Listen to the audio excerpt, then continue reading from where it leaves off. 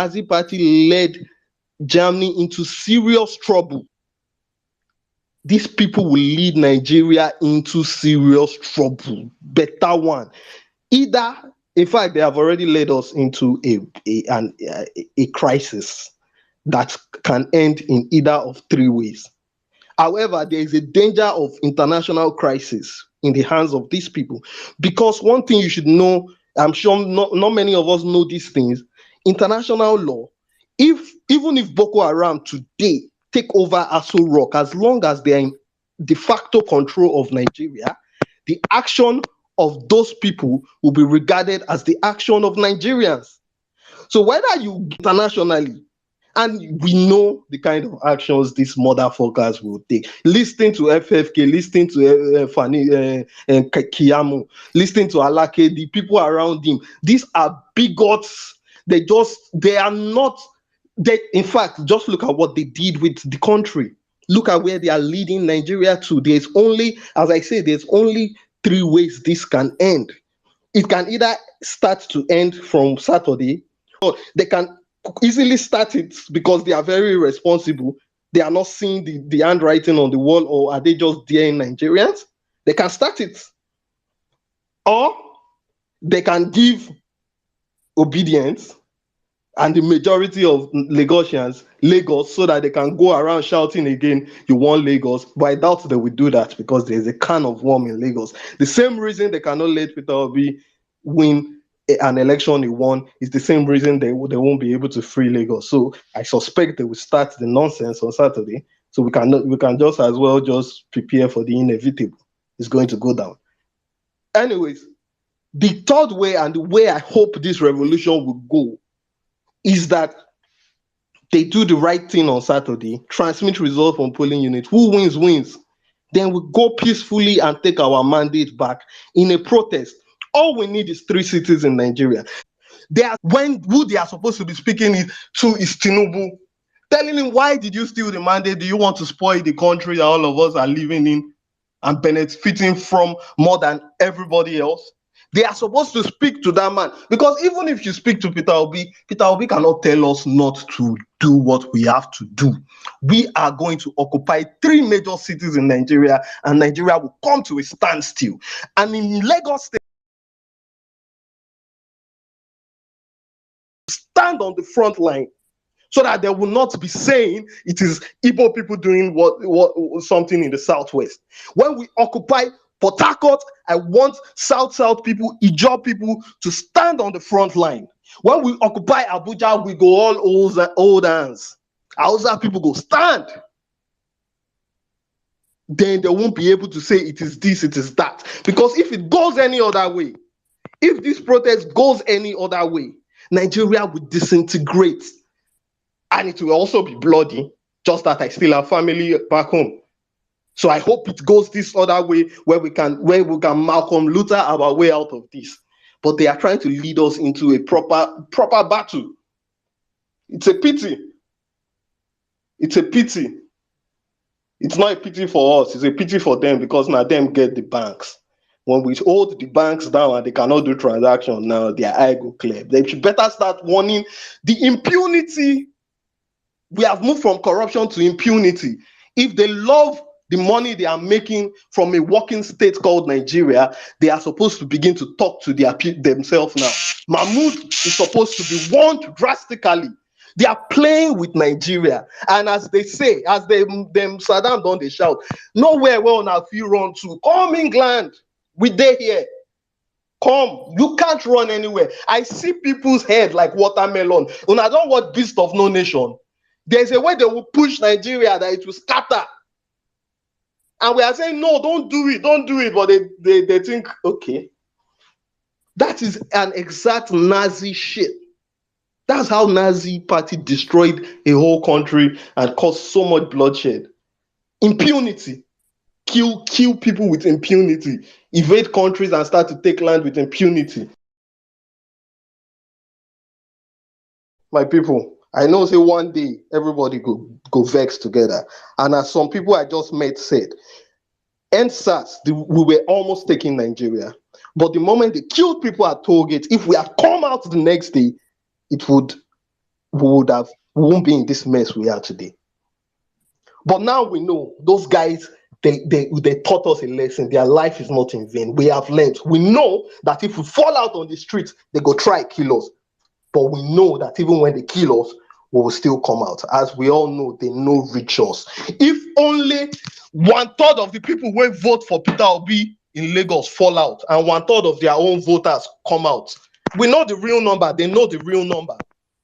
Mr. 1/3 Banks, of please the wrap people up. that voted Peter Obi in Nigeria versus 1/3 of their whole people self. More fall out, enter street. Now, why did they send people to pre-protest for Abuja? They protest, saying we will no protest, but we'll protest and nothing will happen. We'll cover Aso Rock. That Aso Rock where Buhari they think say they won't overthrow him. We don't even have his time. That man is a dishonorable old, and they'll be drop mic. Thank you.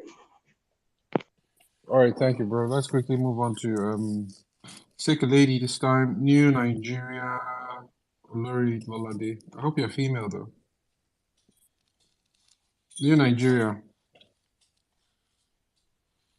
Okay, let's go to Jamin. Oh, Jamine. Jamine. Okay. You don't give her too many versions. Sorry, I was okay. AKA Vawulence from Listodo is the name. I greet everybody. Emi Sirdam. Now you be Now this. me. You don't do this Now, guy. We're in this guy. I dey give them too many camouflage. You know when you do guerrilla warfare, you need to change your colors. Oh my God. Jesus. Well, I greet everybody. I am very, I feel safe in this space. I'm very happy to be among great minds like you. Anytime I come to this space, like I just feel like I keep I just keep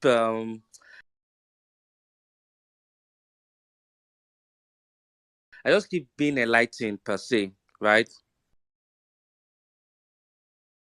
Jimmy just quickly bam sent it out. Like the networking and everything has been great. These guys are not ready to leave this mandate for us. They're not ready to, when a dog wants to die or something, like someone is holding to the last straw, he wants to hold it until you do something very drastic. These guys are not willing to let this thing go by. And knowing our principal, because of his very calm nature and all that, that even surprises me. There was something that he did with all the things where this guy messed up, prophet of Saul. The next day we'll see him, we carry picture with the guy.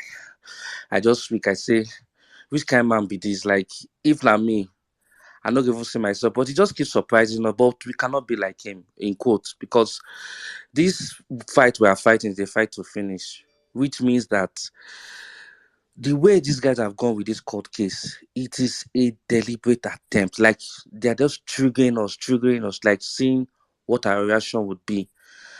And there's a point where, in quote, if we are not careful, if we don't do the right things, if we are not very proactive, I have a fear that we might be so late in forcing their hands out, and time elapses for us to build our case. So, what am I saying?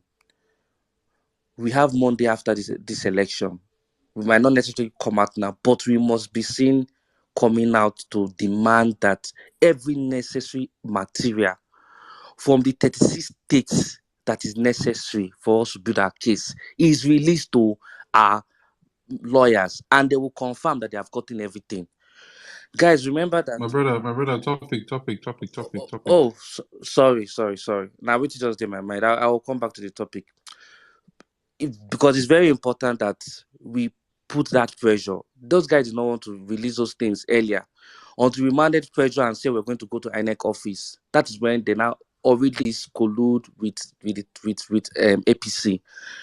I was in this space, and I think I mentioned it one time when I said that the ballet, that ballet in Ethiopia that threatened people up till now. Do we know anything that happened? Do we know any case? Do we know if anybody was arrested?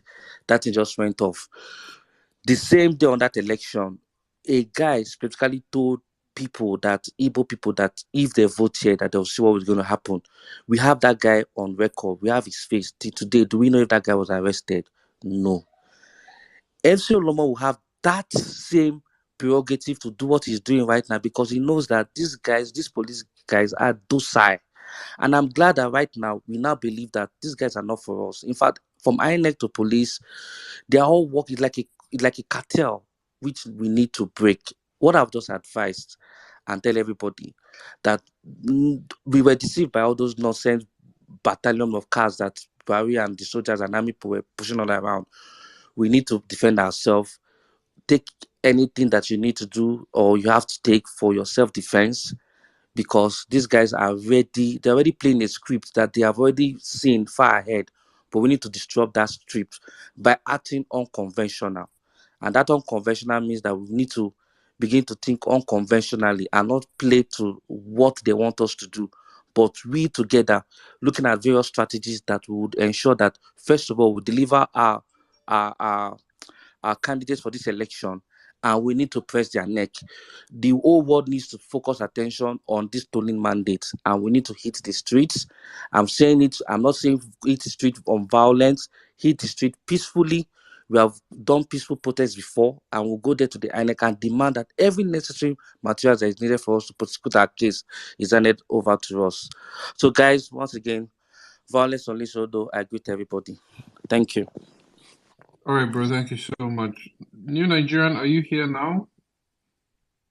Okay, let's go quickly. Chini, please unmute your mic. Oh, good evening, everyone. Good evening, hosts, the hosts, all of them, all protocols observed.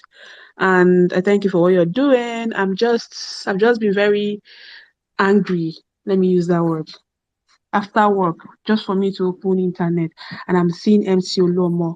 Like, Tinubu has so much exalted that guy to the point that he thinks highly of himself and thinks he has the right to tell people what to do with their time, their energy, their resources, their rights. And it looks like, I don't even know. The thing is just catching my head. He has guts. He has guts. But one thing I've noticed in this trend of election is since 25th of February, the fear in APC and their thugs has multiplied 1,000,000 times. For God's sake, why will you attack Olumide? It's just Olumide or the Johnsons. Like, how? If they are so much afraid to that point, that means we can do so much more. We can do much more than people ever think we can. For Nigerians to take up their bags, leave Nigeria by road, travel through Libya, to seek greener pastures. We have the mind. We can withstand any attack. He should bring it on. It's too much. It's heartbreaking. It's really heartbreaking. I was just reading his profile, 1975, still an Agbero. Like, how? How will someone with such mentality come and speak in the public, and the media will even record him and publish him and make him popular for what he says, and nobody is doing anything? It's heartbreaking for me, and I'm just trying to control my emotions because it's something I never expected. And this gubernatorial election that is coming, I know that LP is going to take it up, like all through, winning all through. But these people are afraid though. They will come, but we will give them back to back. It's too much. It's not have integrity anymore. Like, anybody that will come and say they're supporting APC, that person's integrity needs to be questioned 100%. Because I don't know who in their right mind will want. In fact, if you are trying to convince someone that supports APC why they should not support APC, you self, they mad. Your madness past APC person madness, because there's no need convincing such people. They don't have integrity. They lack every sense of judgment and reasonableness. I don't even know what to say anymore. I'm so upset, but I'll be fine. Happy birthday, Mag. Thank you, everybody. I yield.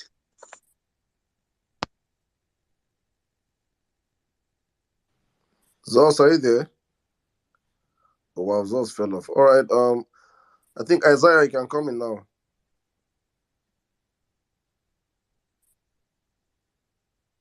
Can anybody hear me?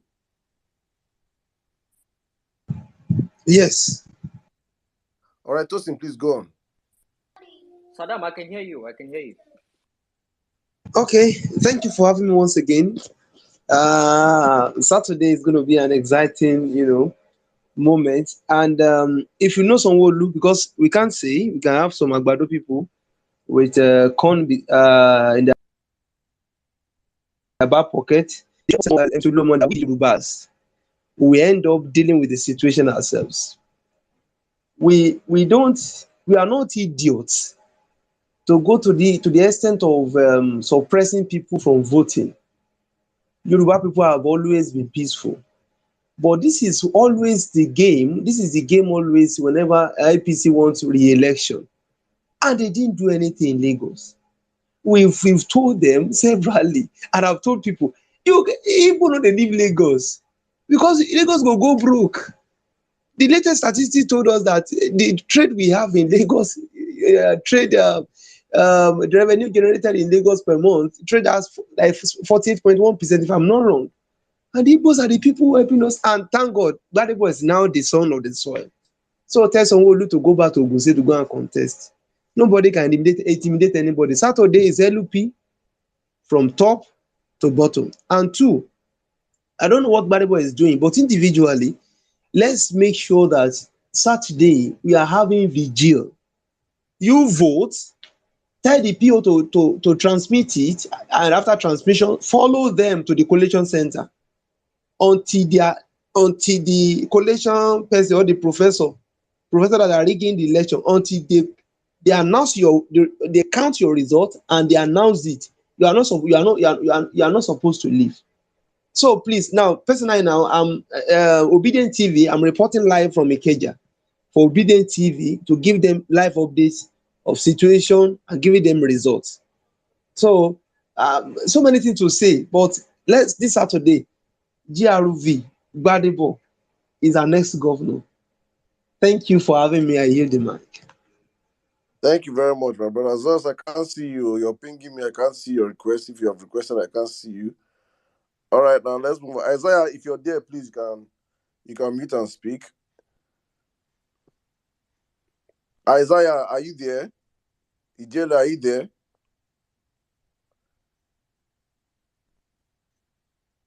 Ijela, are you there?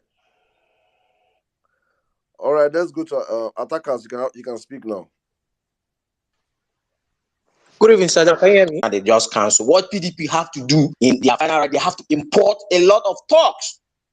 They want to do what we call weekend template in Abia State during Saturday. And that makes me to be so annoyed. Most of my friends, all of us currently most of us are not going to be pulling it urgent in Aba. I'm no longer going to vote in Port Harcourt again because now I'm going to focus in that Aba because they have to carry talks.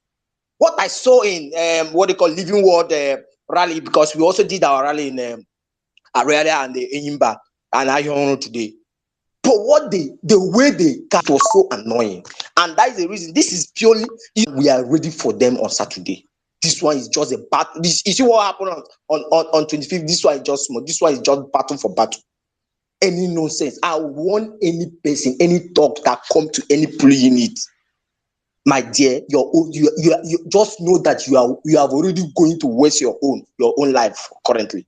I will be sorry for you because what they are applying for you as a talk for you to disrupt election on Saturday, your own is gone. And I want to urge all voters in Lagos State, even Port Harcourt, that you should do everything possible.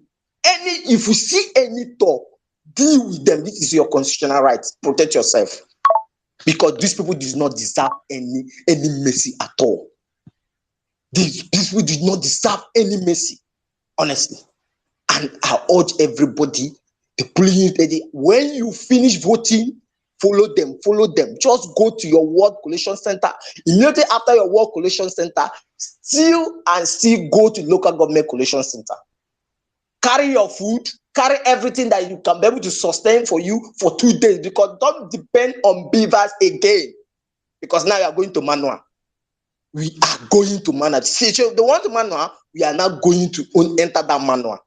Just carry your food that can be able to start it, even though it's 5 days that they can be able to do that collation until they do the final collation, until they announce the result. Just be there. That is your duty. That is your life. Just protect it, because this is the only thing that we have. So I use the mic, sir. All right, thank you very much. Andy LP, good evening. Good evening, everybody. It's okay, it's still evening here. Okay, I just want to appeal to obedience. If you check the strategy of APC, it's a very simple strategy. That is what they've done for 24 years. The difference right now is that they've scaled it up. Now, scaling up is the Oro angle. I really don't know how that will play out, but I know very well that Oros don't hold in the daytime, especially in open environments. I mean, places that are like cities. But in interior places, they might try to do it in the daytime. So the other thing is that Togri has gone up. And what I just want to tell us is that whatever you are seeing in Lagos is a microcosm of what you see in Port Harcourt, what you see in Rivers State. So Rivers people will always vote, despite the depth of the insecurity. If you check very well, there were bomb blasts in Port Harcourt on the 25th. People went and threw bombs everywhere. But at the end of the day, there were still votes. So I just want us to have this mind of the lion. Obedience need to come out. That is the first thing. Then the issue of having dogs is also a priority. Bring your dogs along. Forget about what the police is saying, because the forces have a way of tricking you. They'll let you let down your guard, and that particular letting down your guard is showing you military hardware. So immediately they show you, you say, okay, on that day they will come. It's a lie. Those hardwares are not meant for you. They are not meant to protect you. So bring your dogs and then come out en masse. So when those attacks come, you can unleash dogs. Dogs, no Agberu will stand a ferocious dog, especially when you can even go away with rabies, because it's very hard to decipher which dog has those diseases. But immediately they bite you, that's the end. So what I'm driving at is that we need to firm up. We need to be very, because they have run the numbers. It's not gelling. They've done all their calculation. There's no way they can win. But the other side of it is to depress or to disenfranchise people. Make sure the votes do not even tally in areas where, okay, look at what MC Olomo did on the 25th of February. He issued the same threats. He went to the polling booth, but people dribbled him, and Oshodi Solo turned out one of the highest votes in Lagos. I'm even sure Okota is a no-go area. Majority of those people there probably have guns, and maybe they are aware. So it will still be these sporadic attacks, but I'm sure very well that if, like in my area now, we came out in our numbers on the 25th, but I'm not sure we'll have those numbers again now. That's where I will feel a bit concerned. But if obedience can still up, come out. I mean, somebody was stabbed in the face. She had a first aid and went back and voted. She's the heroine of this particular season. So I'm just trying to encourage us. Please don't remember that woman. Remember Port Harcourt, where bombs were even thrown. But these guys will come with bottles, they will come with knives. At most, they might come with, a local gun and try to scare people. But their goal also is just to grab the ballot paper, destroy it and ensure that no votes count in that area. But at the end of the day, when you tally the figures again, ours will be more than them. They never went out to collect PVCs. They never went out to do anything. They didn't do PVC sensitization, nothing. So we have the edge, and let us keep our heads high. Then addressing PO's issue, things will play out. So those who can think deeply about it, when is the appropriate time to carry out a rally? Is it before the Supreme Court judgment or after it? I yield my mind. All right, thank you very much. Thank you. Nello, you can speak now, my sister. If you have not lost your train of thought, too. Lena, are you there? Yes, I am. Can you hear me? You have to remember, you have this space, my sister. Okay. Yeah. So, well, I was going to add that to the conversation the last time. I was going to say that you see this thing that this guy, what's his name, MC Oluomo is doing, that he's saying that if you're not going to vote for APC, stay at home. The thing is that these guys, they don't even understand that, the people that came out to vote. Because if you notice, he said, we have told Mama Chukudi. They don't realize that the people that came out to on the 25th of February were young people, young Nigerians that are tired of the status quo. They think that it's all those market women that came out to vote. They don't realize that these people that they are threatening, they are not scared. They don't care about all this nonsense that they're saying. They think that they're still dealing with, back in the days. They are not moving with the time that we are in right now. So please leave all these guys. I beg. I just want to beg everyone. Do not be scared. They cannot do more than they did on the 25th. On the they, I Even if they want to go and import whatever it is they want to, how many people do they want to bring in?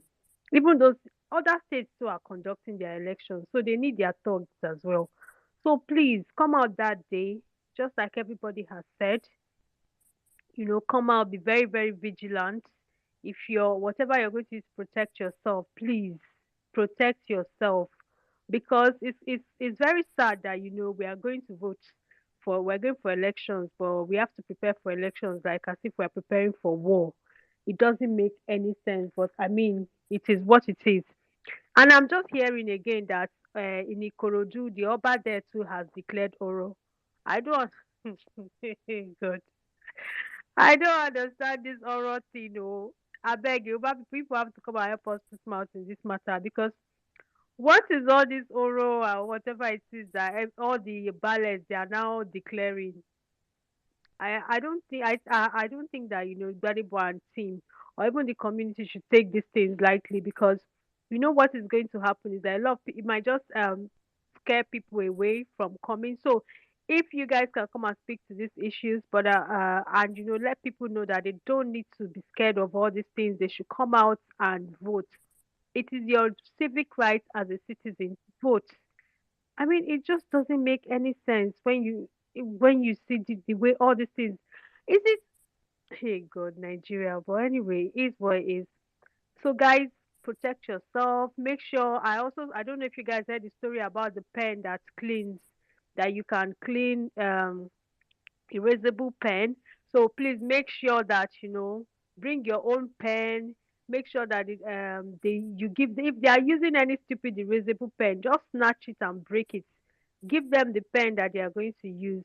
And of course, just like everyone has said, follow your votes, from the wards, I mean, from the polling unit to the ward level to the local government. Guys, this is literally your life that you're fighting for. Like I said, I've told my family members, I've told my sisters, I've told everybody. I said, see, do not be scared of one day. These guys are bullies. And one thing we know about bullies is that until you fight back, a bully will continue to bully you. So come out on that day, fight these guys, stand up to them, And the thing about, again, if you remember the first time I came, I said the story of the guy that came with a gun. It took one guy to face him, and he was able to overpower him. And this is just it. You guys come in your numbers. If they come, I beg, attack them back. They're even scared of dying. Trust me, all these thugs, they don't want to die for no politician. They don't want to lose their lives for no politician. So don't think that they don't care about their lives. They do care about their lives. Attack them, fight them, they will run. Come prepared. We are ready for them. This country belongs to every one of us. This country does not belong to APC, does not belong to any politician, does not belong to PDP, because I know we're focusing on Lagos State, but PDP states, they are also doing their own terror. Guys, come out. Just like you did on the 25th, come out. They cannot do you anything. Come out. This country belongs to all of us, and it's about time. Thank you, and I yield my mic. Thank you very much, my sister. Thank you. All right, guys, let's move on. SIM card, good evening. Yeah, good evening, everybody. I want to stand on all existing protocols. So basically, like what a lot of speakers have said, we have the numbers, and I think they've done the maths and they know this as well. So what I really want to say here is that because somebody said something about the government rolling military out before elections and all of that. Those militaries were not to secure us or secure the ballot. They were for the aftermath of the result of the elections, because they had a plan. Even the Jonathan election, the last one, before the election date, the actual result came out, and that was the exact result that they pasted after the elections. So these are strategies. They rolled out those military because they have it all planned up that this is the result we are bringing out. And because of NSAS, they prepared themselves that, like, if these people comes out, this is how we are going to attack them. So that military that were positioned in different states was for that. You understand? Was for that. So let's not be wary. Let's go out, uh, ensure that we have them do the right thing at the polling unit, and if we have to follow them, we follow them up and ensure they do the needful, because trust me, Delta State is not even any better. All the states have one issues or the other. So, oh God. Baba, no if but or maybe we dey follow them go everywhere. We follow them reach Yeah, state collation center. what I'm seeing here is my account has been locked. I don't know what's happening. But I'm just surprised that I'm still hearing you. It's fine. It's fine. I Yeah, know I'm some of sure these people they'll they unlock attack. it This in a is my couple of second days. account, but it's fine. They'll Let me unlock use it. the mic here. Let me All see right. what happens. Yeah. Okay. Thank you very much. I dropped off. Got a call. Sorry about that, guys. So now, please check your DM. According to Hey Franny, and then I don't know who's going next, Saddam, but maybe I'll just establish a new queue here. So we'll take vote LP. My brothers and sisters, good evening to everyone. I just want to tell Sorry, my please, friend. before you go, please, guys. Thank you. I think I just got a DM and some people that sent stuff to Mark. Thank you. I think Ayode Janifeyiwa, thank you for your birthday gift to Mark. Please, guys, on Jumbotron, if you have we're trying to wish Mark happy birthday from the platform, so please, you can show him. Hail you for the fantastic job we have done so far. They said we couldn't do it, and we're doing it. See, on Saturday, by any means necessary, do whatever you need to do to preserve yourself. There's only one thing every human being has in this world. That is the right to self-preservation. On that Saturday, any bagger, anybody way in Malay, he had no correct, come out, say, want to chanda for road. Anything we want collect, we go collect on that day. Nigerians, we have suffered too much. These bastards are killing us. They're stealing our commonwealth. They are killing our brothers. They are raping everyone. People cannot go to the farmland. We have to fight this fight once and once for all. Lagos is the apple on the icing on the cake. Until we bring out that empire in Lagos, Nigeria will never move forward. So that bastard, I don't want to mention his name, the one that is the president-elect, if he thinks he can hold on to Lagos, no. Every empire crumbles, and the empire is crumbling. All this one that calling Oro left, right, and center, that's rubbish. Let the gods deal with the gods. What we on earth will deal with our own situations. On Saturday, whether they want us to vote or not, Badegbo Vice Road is the next governor. They can do anything under the sun and the earth. Nigerians, Lagosians, do what you have to do. Come out en masse. Whether you're voting or you're not voting should not be an excuse. If you have a dog, bring a dog. If you have a cat, bring a cat. If you have a lion, bring a lion. Bring whatever it is you need to make sure that you secure your life and those around you. I don't need to talk about following people to the polling. Everybody, we know what to do at this point. Now, this is the last dance. This is the final fight. Let us fight this one once and for all and know that we can start building a future that everyone will be proud of. Lagos, if you can get Lagos, we have Nigeria in our palms. Let us not lose this opportunity. That is all. God bless you, Sirdam, Zizu, and Zos. Carry on the good work. Thank you very much, Vote LP. Greetings, bro. All right, Miss Barriat, when you're ready to speak, just let me know. But if you want to come in now, you might as well come in.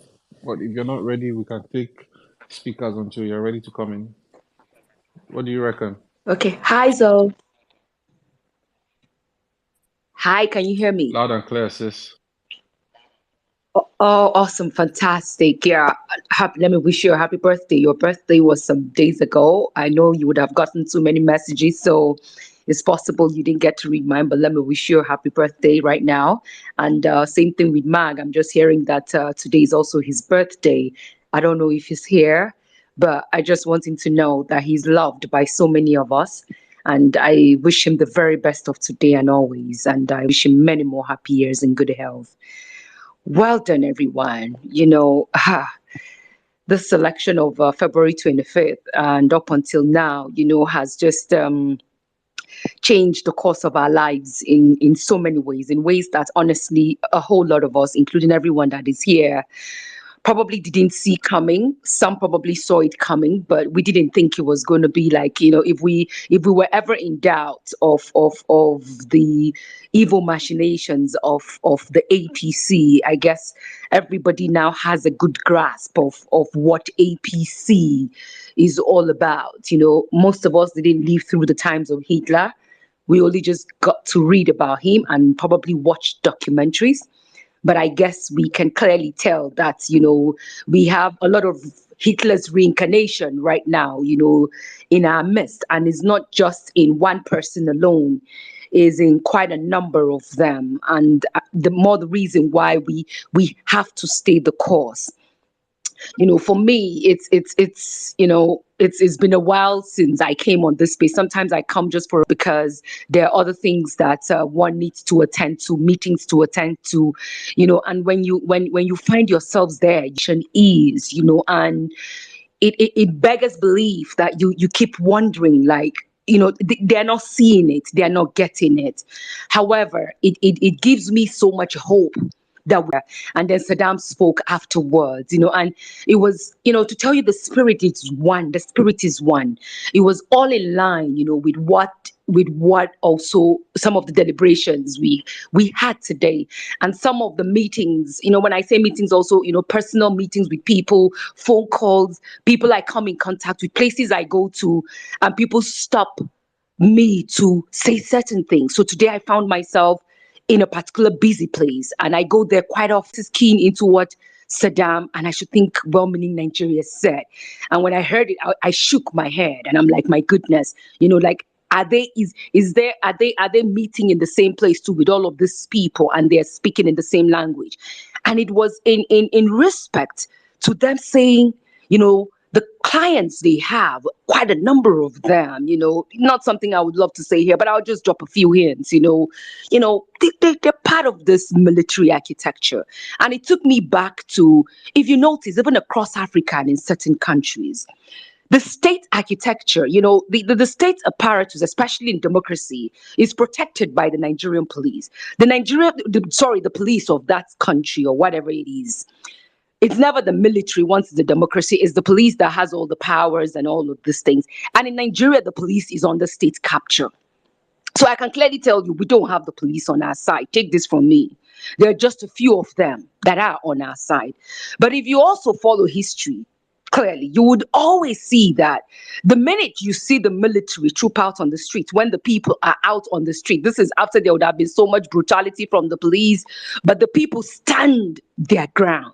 When the military come out and they don't fire a bullet at you and they tell you we are with you, just know that victory has come to the people and power comes back to the people.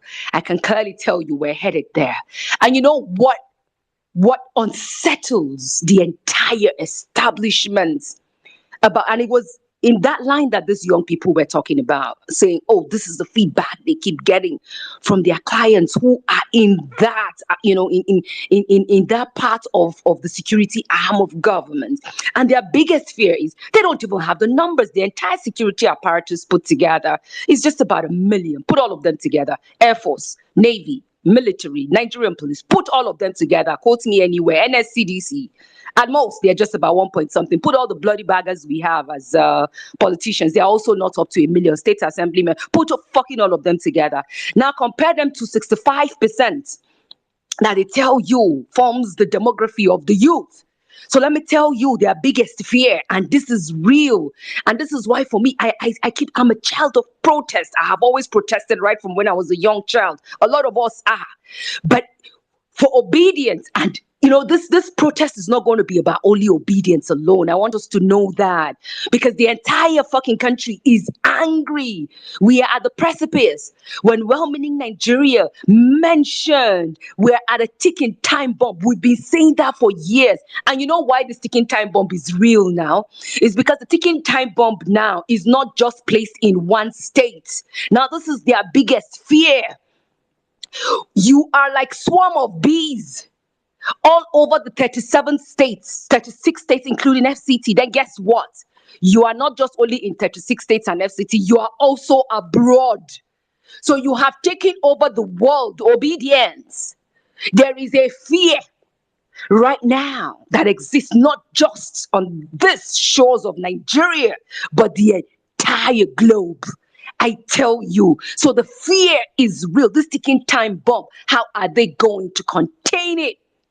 And this is why, for me, if we have to come out, it must be, when I say lethal, I don't mean we're going to go about destroying places. No, no, no, no, no, no, no. It will be that when they see the numbers, and trust me, these numbers is not going to be just in Abuja, Port Harcourt, or Lagos. It's going to be the 36 fucking states, including Abuja, and the entire world where Nigerians are. You heard Sirdam tell you there are over 20 million Nigerians living abroad. It must be a very loud statement.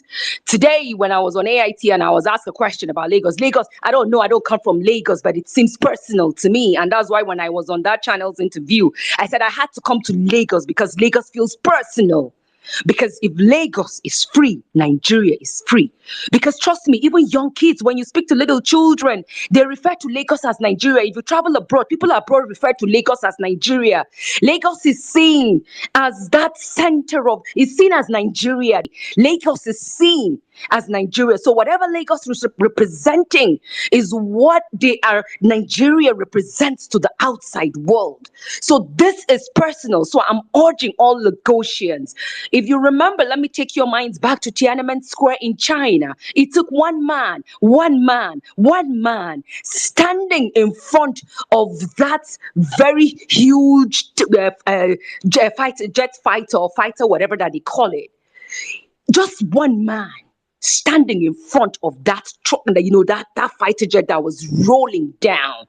And that picture, when it came out, it resonated all around. When they tell you the math isn't mathing up, it's because they have seen it, that you guys are going to come out in your numbers. And we trust that you're going to. This election is not even about the other states in Nigeria. This election of March 18th is about Lagos State. You guys fucking come out. 24 fucking years, you have had an idiot. Held you people spellbound. Held you people in captivity. Held you people hostage. Held you people in bondage. Fucking hell. What the hell? It is time to free yourselves. And when I spoke today and I told them, I said, they should know they do not have the monopoly of violence. And when I was asked whether I'm promoting violence, and the last speaker, I think, said something about self-preservation being one of those, it's self-preservation. Our constitution allows that. I won't be a fucking moron. I'll sit in my house and you come hurt me, or I'll come out for something to exercise my civic rights, and you will come out to want to hurt me, and I'll just be there waiting for you. No, you guys, your gubernatorial candidate has told you all, come out. We have prepared for you guys. Come out. Set yourselves free. I just want us all to know that the ticking time bomb is real. They feel it. They know it. They know they're good. Because you see, when that ticking time bomb comes, we're going to take, when they say shut down, you're just not going to be in the streets and people will be in their offices working. That's not the kind of shutdown I'm looking forward to. No. If it's not the shutdown that will shut Nigeria down, where you can't fucking go to the market, you can't fucking go to the airport, you can't fucking go to any of the institutions either to work or to pray or to do transactions. Let's all fucking feel the pinch. If it's going to take days, if it's going to take months, so be it. It must be loud. As what's her name, Renu, said in her piece, the young people have come to stay. And I want the young people to know that they have got support from so many Nigerians in high places. They have so much support because you all are able to do what some of us couldn't do. What I cannot leave you all alone in this fight. We are coming with you. And for those idiot people in Southern Kaduna were killed, I hope you remember that some of your people are being married off at age 11. I hope you remember that some of your people are on the streets right now going to sleep as almajiris. I hope you fucking remember that right now some of your people can no longer go to the farm. I hope you fucking remember that you travel on the streets of Nigeria as a free man. I hope you fucking remember that so many of you are displaced right now. You are IDP. One thing going forward, that we're going to be very strategic. There is a moment that is waiting for each and every one of us to play a key role, and that moment is just around the corner. We must understand also that PO is in a delicate situation. So in whatever we do, for me, we must watch out for PO. It's very important. We must watch out for PO. We have the numbers. Everything is working in our favor. The judiciary, as far as I'm concerned, also knows that the heat is coming to them. Be prepared, obedience. Protest, there will be a fucking million protests. It's not just going to be one protest. It's going to be a whole lot. So just be prepared, because we are planning and we are going to engage and we're going to be very strategic. The end goal must be in our mindset. It's not just to go out to the street. No, just as Cecil, I think it was Cecil or someone who said, when the mothers in Port Harcourt came out, was there anybody who asked them to come out? Was there anybody who? No. So those are the kinds of things. My mom called me some days ago and she said, look, my daughter, just let me know whenever you guys are ready. We are even ready to come out naked. We have given birth to adults. We no longer have shame to come out and walk naked on the streets for the world to see us bare and the world to know that we're no longer going to be at ease with the nonsense that is happening. Yes, my people have always come out naked from Southern Kaduna. Go and ask about the women from Southern Kaduna. They will tell you if you don't know about our history. So I just want everybody who is here, please, if you're voting on Saturday, for us in Abuja, there's no election. But for those voting, go out. Nigeria is yours. Take back your country. You take the fight back to bullies and they will what's the worst that can happen for fucking crying out loud? That you fucking chase these motherfuckers out and they just have 2 more months to serve out and that's it and we're back in. Tell me what's the worst that can happen? Are they going to chase everybody out of Lagos because they lost an election? No. So guys, we can do this. I urge you all, do not be afraid. Put up your sleeves, pull it up, and go to war. If they want to call it a war, so be it. But we are not cowards. They go low, we go lower. That's exactly what we're going to do. March 18th. Nobody is afraid of any one of them. They caught us off guard, 25th February. We can fool me once, shame on you. Fool me twice, shame on me. Well done to everybody who is here. Trust me, we have a certain establishment on our side because their biggest fear is they can't control the obedience. The calls I get sometimes, people are just waiting for you to say, look, give us the command. And I'm like, no, we can't, guys. We must be careful. We must be strategic. Yes, they are monsters. This is all they know. But we have to think like the evil ones to be able to defeat them. And in that, it involves a certain level of strategic thinking. So you pick them up unawares. We can't allow them to keep fooling us all the time. We must be smarter because you all are smarter than them. You're so creative, extremely brilliant, intelligent. Don't be like them. And that's what matters. They would only be seeing us. And then when we decide, it will be a fight to finish. It won't be NSAS where we go away and they didn't see us again because we were killed. No, they will have to shut down the entire Nigeria and kill everybody because it won't end. It can only end when the Nigerian people have their way. Thank you so much, everybody. We must protest in a way that each and every one of them will feel it. Their pockets will feel it. Their businesses will feel it. We can we can decide on one day and say, okay, buying of this product from this, no more patronizing this bank. No, there's so many things we can do before we even march to the streets. There's so many things we can begin to do. Just like what happens abroad when when you know certain people who are not on your side, you fucking know where you're going to hit them hard. We must begin to do that in this country so people know that the power truly resides with the people. Well done, everybody. Well done, everybody. I just want you all to know that you're all doing well. You're freaking amazing. You've taken your country back. You've taken it back already. You've taken it back. You've taken it back. All of this is the last wish of a dying horse that is happening. We will seal it on the 18th of March. And INEC, there's not the patience of Nigerians on that fateful day. Thank you, everyone. Thank you. God bless you all. God bless you, my sister. Thank you so much. Thank you. Always a passionate submission. I hope I'm audible, Sirdam. Mutumba, can you hear me? Yeah, you are. Okay. Fantastic. Miss Barriat, God bless you, my sister. God bless you. Alrighty, let's and thank you for the birthday wish. That was so thoughtful of you. I really appreciate it. God bless you. All right, let's go with Fugar, and then Badibo. Good evening, good morning, good afternoon, wherever you are speaking from. I'm already this evening here. In fact, I don't even know why you call me. I was trying to assimilate those words from Miss Barra because, man, in fact, your words are inspiring. I don't even know what to say. So all I just want to contribute is that spaces from here, a lot of spaces were going on, but they say at the end of the day, they say the mighty one will be standing, and we will stand. So I don't want us to, because it's already there. Saturday is here. Let not just with 25th. I just want to plead to obedient and begging, because I don't know how I will feel, and I don't want to feel somehow.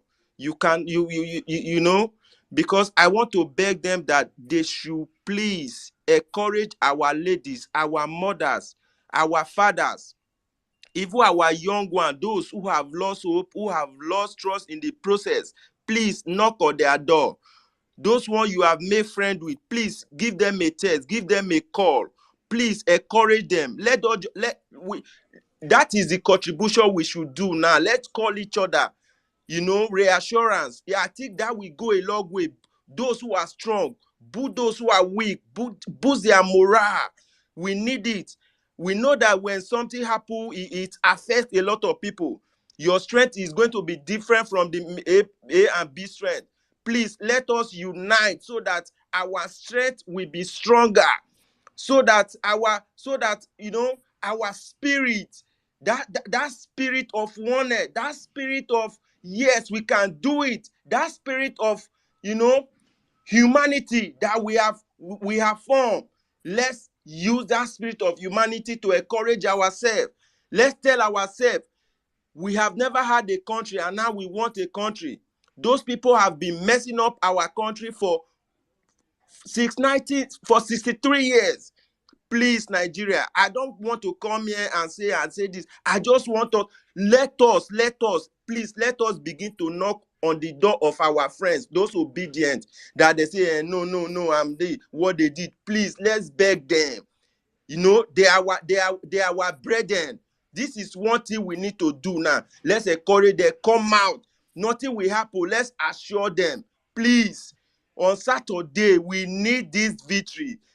We should not deceive ourselves whether we say we are going to adapt this strategy or this one. The only strategy that we need is come out and mass and vote. Please, please.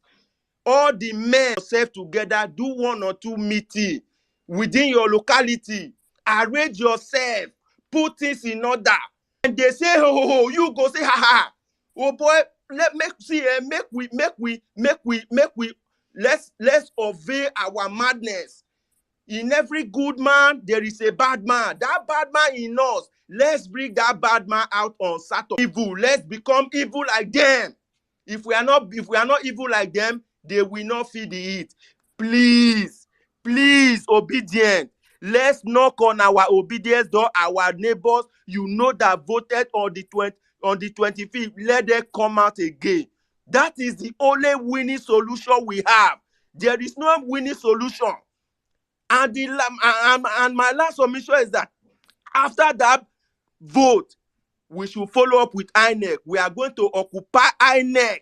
We are not going back home. We will be there morning night. No retreat, no surrender. Because if we go, see, we only have few opportunities left. We have no option. Those are the only 2 options. Go and vote en masse, protect them, tell them, let's come out in numbers. Then we go vote and occupy INEC. They must give us access. There's the time limit. We don't have time. We need to go and occupy there. Please, obedient. Let's unite. Let's just use this one push. We don't need anything from you anymore. Please, obedient. I'm begging you. I just want to beg. Please. I yield my mic. Thank you very much, Fugar.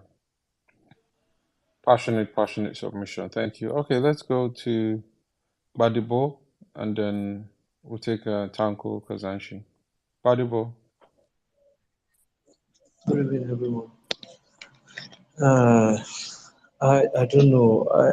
I want to say, but I'll just say them. I'll just say what I want to say according to how I remember the things I thought I wanted to say. First of all, on the issue of the Uru festival, the Uru that the Obas are putting together is just because of this election. Because I don't think Uru is supposed to be around this time. And one thing about when it comes to facing attack, they are very weak. If it was the like of Osun State, the likes of Oyo State, they are going to face. They will face these people back, and that's why these people used to find their way every time on real negotiations. But I don't think this Oro festival, I don't think it really means. I just think it's like a scare to me. Because if you are saying Oro festival, is the Oro festival, is it all Lagosians? Is it all Lagosians that stay in Ikorodu? indigenes? Is okay, sorry, is it full the whole indigenes of Lagos? Because there's one thing about this Oro festival. Even if you are from Osun State, even if you are a Yoruba man, if you are not from Lagos, if they will say something, pé Oro gbé ẹ, and they will ask you, tó Oro bá gbé ẹ, they will ask you, agboolé wo lo ti wá? They will ask you such questions. Now, everybody, not all Yorubas that is in Lagos is from Lagos. We have the one of Ogun State. We have the one from Oyo State. So it's not. To me, I just think it's a scare. It's a scare. There is nothing like Uru, and people they can come out because Sorry, if they even say, Honorable, let me ask you a question, please. Sorry. The Oro, is it does when they say non-indigenous, it doesn't mean inclusive of Yorubas are not from Lagos. hello, Can you hear me? can you come again? Can you recap with the question? I say when they say non-indigenous that should not come out, does it mean including Yorubas that are not from Lagos? Non-indigenous that should not come out. It's not including Yorubas that are not from Lagos. Yorubas that are not from Lagos themselves, if they come out, it's going to hold them. I don't know of Lagos only, but of other states, of Osun states that I know, because I schooled there, of Osun State, of Ife that I know. I'm a Lagosian, I'm from Oyo State, I'm from Ogun State. If I am not from Ife, the Oro is going to carry me, myself. Okay, that means Solomon and Sanwo-Olu, Tinubu, all of them cannot come out because They are just saying Continue. If you see Loma outside there and Tinubu outside, everybody can come out because that one a fake Oro. It is good because they will ask you where is your forefathers' house? Where is your forefathers' house? Where is your house? Where do you come from? They will ask you. So, and why they're asking you that question is, if at all, if the Oro catch you, and there is an antidote to that. That's why they ask you that question. But if you cannot answer that question, you don't catch you with that. So you can't tell me that you want your own people as well to come and vote. You want APC members to come and vote them in the house, will not allow them to come out. So I just feel that they are just using that as an excuse because they know that not everybody know the Yoruba tradition like that. Fine, that's that aside. And I don't know what did I want to say. I just feel we should just come out. We should just come out this Saturday to come and vote. There's nothing that should scare us to come and vote. We are much than these people. We are very much than them. If we are seeing any talk that is coming to come and attack us, these talks they are more scared than we ourselves that are saying this thing. They are more scared. They are scared of death. I feel that we should just come out in mass to come and cast our votes. There is no problem. They are only scared. Because they know that we've won the vote already. They know Gbadebo has won already, and Lagos is the key point. This one that we are saying Tinubu is not talking, he's not saying anything, he's silent. No, he's cooking things underground. They are cooking. Very serious relationship. You know, when they say somebody is actually in a very serious relationship, a relationship that will lead to marriage. That is how we classify the EPC. They don't mind, they don't care how it is. You know, when somebody says you want to take power, either by hook or by crook, you don't mind whatever it is that you're going to do. That is one of the main reasons why you feel why they have actually brought up this festival thing. I stay in Etiosa, basically, which I know for sure nobody can intimidate me to come out and vote. I will definitely come out and exercise my franchise. It is the same way I'm actually going to still advise every one of us to still come out and vote. They're actually doing this same festival to scare a lot of people, to scare people from coming out to vote on that day. So I plead and I appeal and I advise every one of us who are actually having our PVCs to come out and exercise our franchise to vote LP all the way. I don't know of anybody, but as I am coming out on Saturday, I am coming out with my 2 dogs.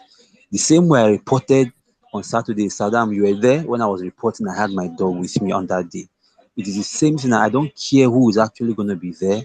but I am actually going to go. I'm not intimidating anybody. I'll tie my dog under the tree the same way I did the last time, and I'll cast my vote. It's the same thing that I'm still going to do this coming Saturday. I don't care whoever it is that actually I'm going there to protect my vote. And with the rumor of INEC spreading this barrel that is like a pencil, I'm also urging every one of us to also be vigilant. We should make sure that without them uploading it to the IRF, we should not allow any one of them to leave that polling unit. We should all be prepared the same way we have actually been advised. We've been advised that we should make sure we carry our food, our water, and make sure we are going to sleep there. If peradventure things don't go on the way we plan, because as it stands, we should be expecting anything from INEC. The same INEC, they've always been making promises. I assure you, when you hear I assure you, I assure you, I assure you, they've always been assuring us. You've been assuring people for a very long time. I have not been doing anything. So let us try our best to make sure that we stay there and we protect our vote. A lot of us stayed the last time, some didn't stay, but let us take that as a note of warning. We've seen what they did the last time. We should be very, very vigilant enough. They are actually using thuggery to threaten and make every one of us not to stay and protect our vote, because that is what they're actually planning on doing, so that they will use that medium to manipulate our votes. So please and please, they are no more than us. Let us try as much as possible to stay as a crowd. Thank you, and God bless everybody. Thank you very much, Tanko. Nalo, you got your hands up. You want to give something to us in a minute?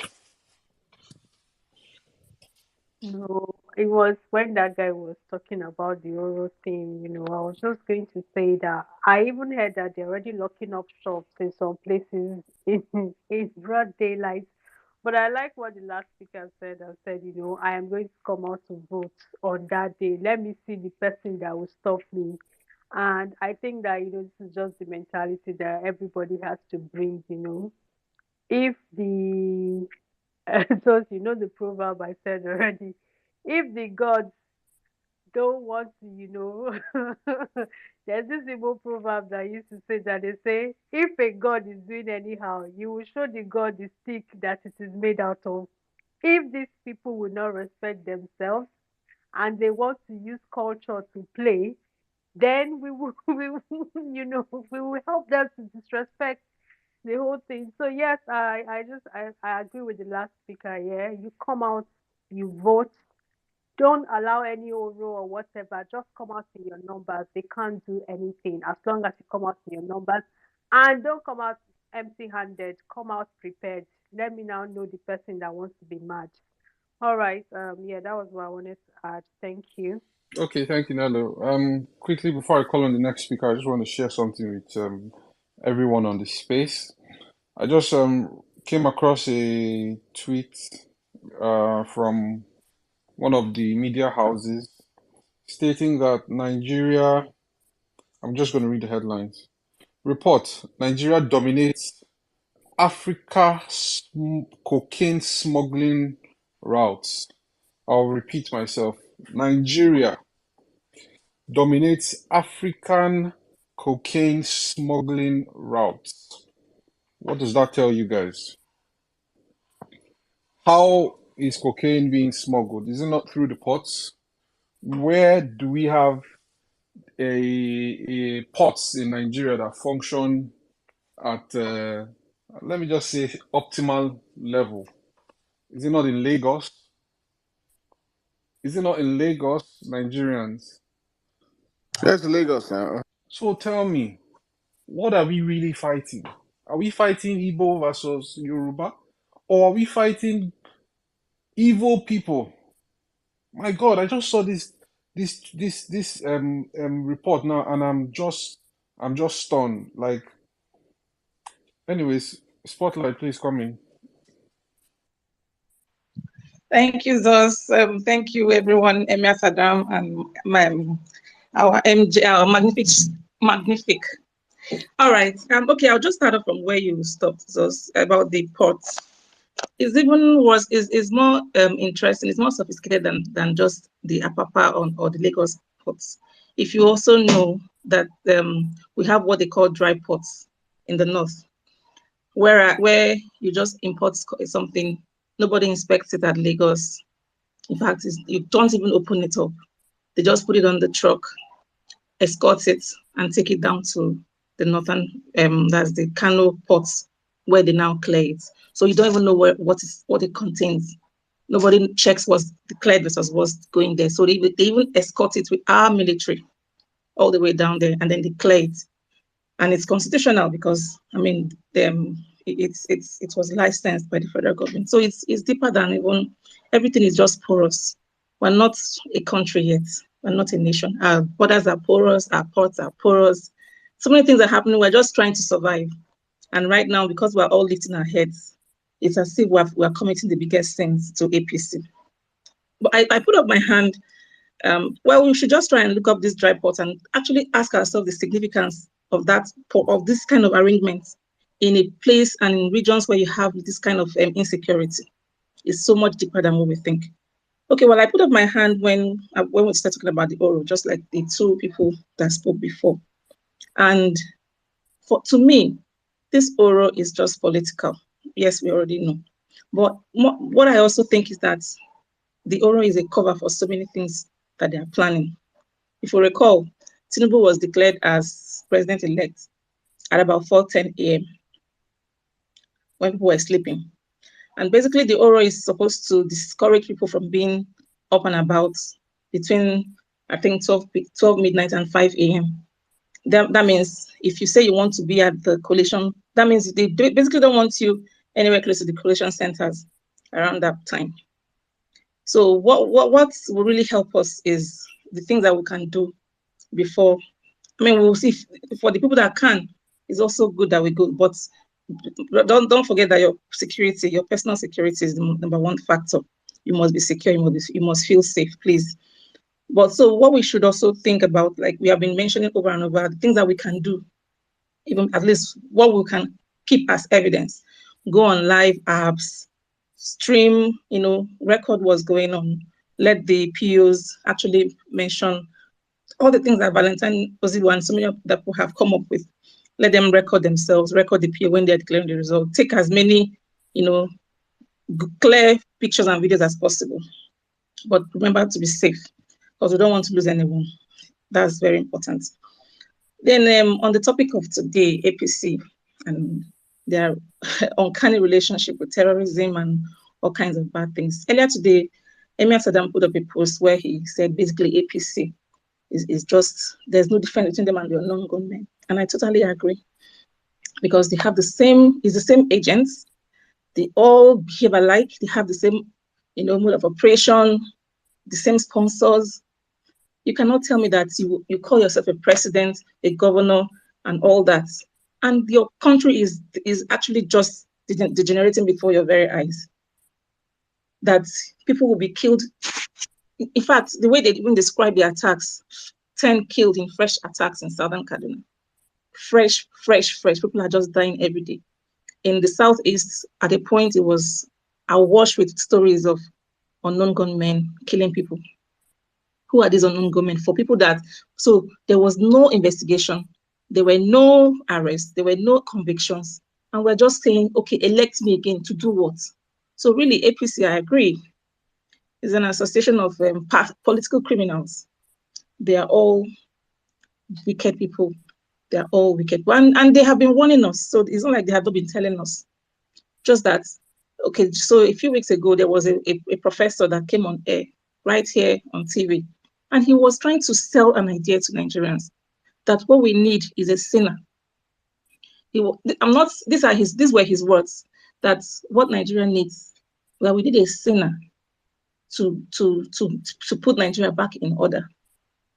So what was he trying to say? He's pro-APC. Then that was before the elections, that we need someone that has seen it, that has been in the system. So basically, he was actually telling us that these people are criminals.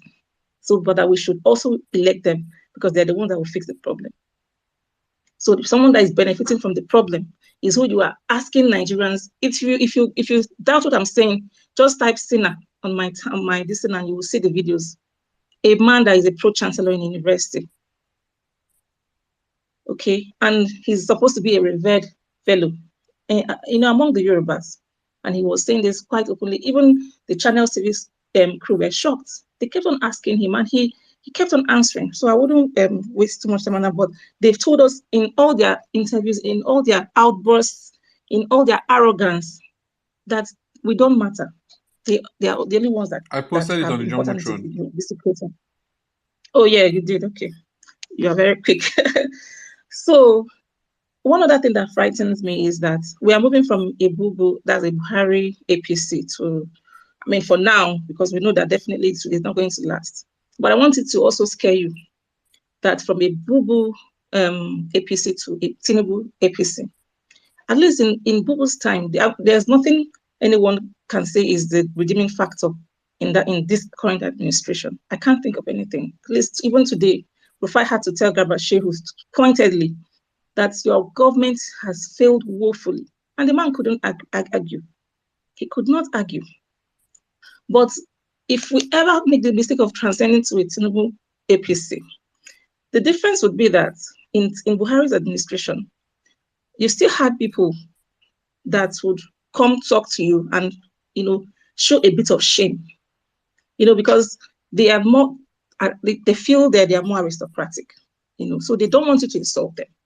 But these other people that I'm talking about are the ones that are ready to roll with you in the mud. So there's no modicum of shame. There's no modicum of civility. That's why you can see people. This one is like an MC that is like an agent of the state, known agent of the state. The other guys will probably use a towel to use someone that is not connected to them anyway. Just use people. They will call them crowd, mob, hoodlums. But these guys are using known people, named faces, to actually come and present. So it's like an agency of the state. So it's like an official policy. So these are the people that will go with you, that will tell you, I'm going to do this to you, and they will do it, and they will tell you that nothing is going to happen.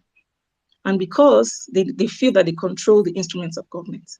So it's going to be a worse state of affairs, because they are nasty. You can see the kind of words that roll out of their tongues. There's no shame. So it's going to be, it will not just affect you economically and all of that, it will also affect you psychologically, because you're going to be strewn with all kinds of immoralities, if I may use that word. So before I yield the mic, please, let me just touch on one other thing that I touched on before the presidential elections, but many of us didn't believe.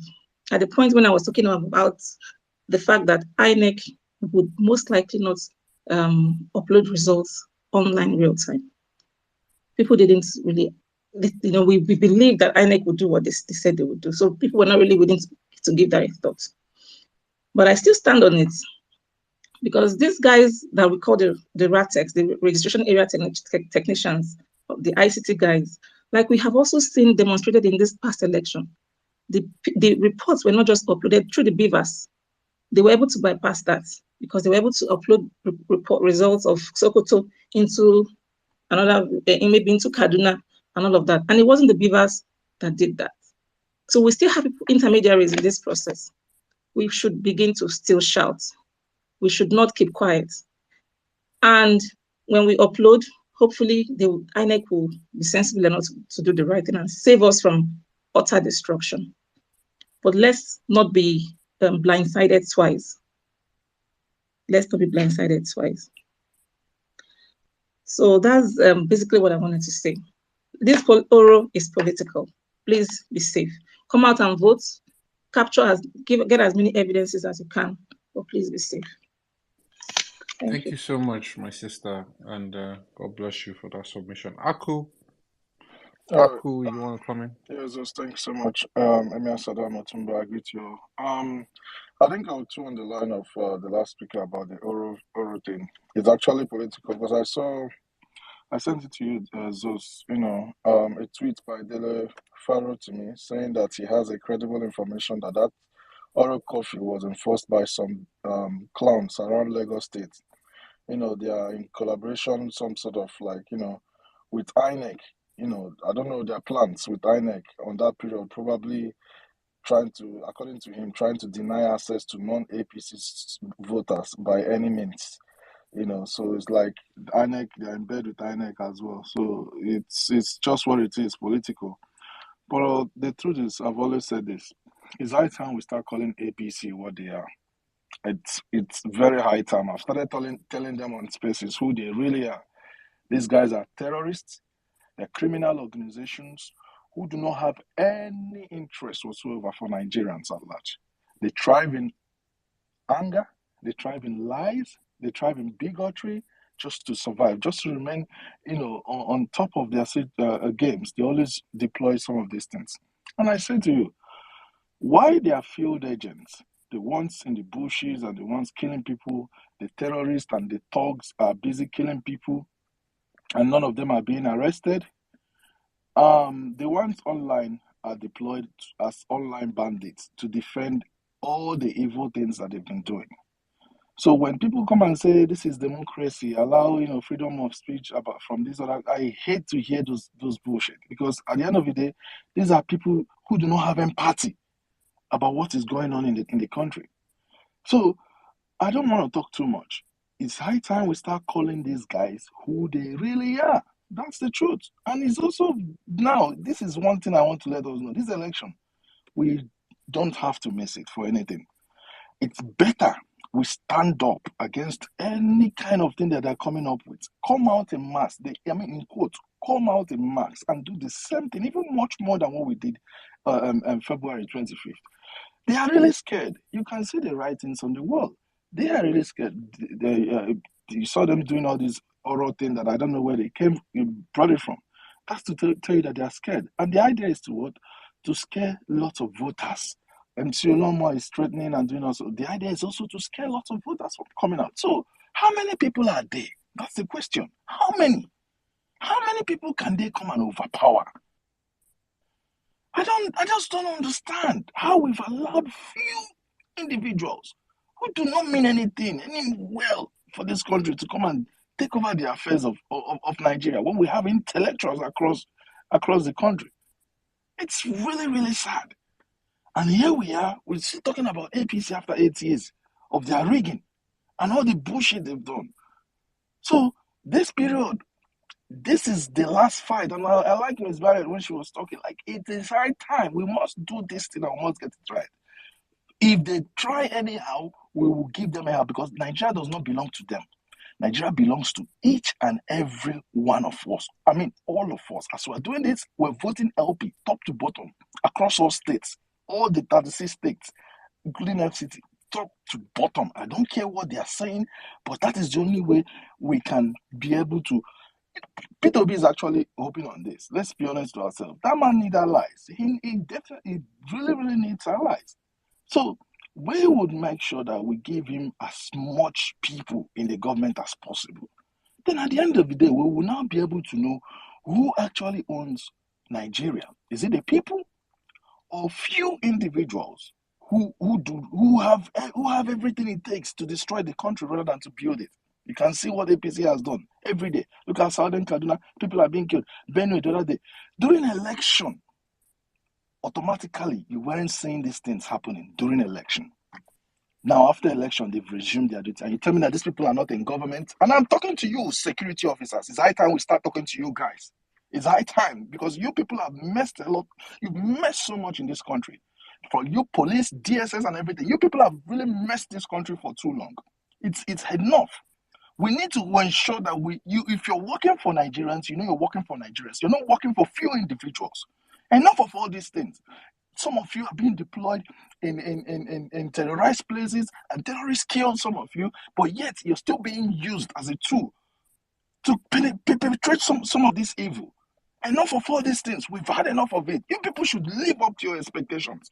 Otherwise, if Nigerians fall on the street, I'll blame you. You have MC Olomo here now doing all these things, attacking people verbally. He has done it before. You didn't do anything. Now he's doing it again. You didn't do anything. If we fall on the street and you tell us shit, we will hold you accountable, because you are in collaboration with these people and you don't mean well as well for Nigerians. Are you the mic? Thank you. Thank you very much, Aku. Thank you so much. My worry is the way they would say no, they will attack people who are protesting, and then when the real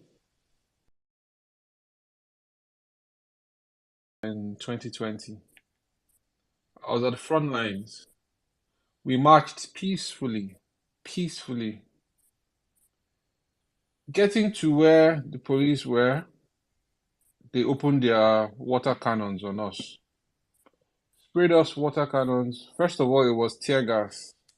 You know, they were shooting tear gas from almost 300 meters away. Then the water cannons came closer, sprayed us water cannons, and then that followed a barrage of police mopols in particular, mobile police officers with sticks, and they pummeled us, beat us mercilessly with sticks. My car was damaged. I was able to rescue two ladies that day. Two ladies were rescued. I rescued two ladies. The videos are online. But you would see people who are committing this crime, and these people will be the ones that are supporting them, giving them backing, giving them directions. Police, shame on you, police officers. The evil police officers, and this is a charge to the good police officers in the Nigerian police. You people need to stand up. You need to stand up. Forget about this order from above bullshit. You guys need to stand up, because you cannot have bad cops ruling you. That's how they will kill you as a good cop in the police force. So better listen up now. If you don't stand up to these evil people, you will be next. You see them attacking us, killing us, shooting at us. You think that they will spare you when the time comes? My brother, thank you very much for that submission. All right, let's take Jerry Rolex. How you doing, bro?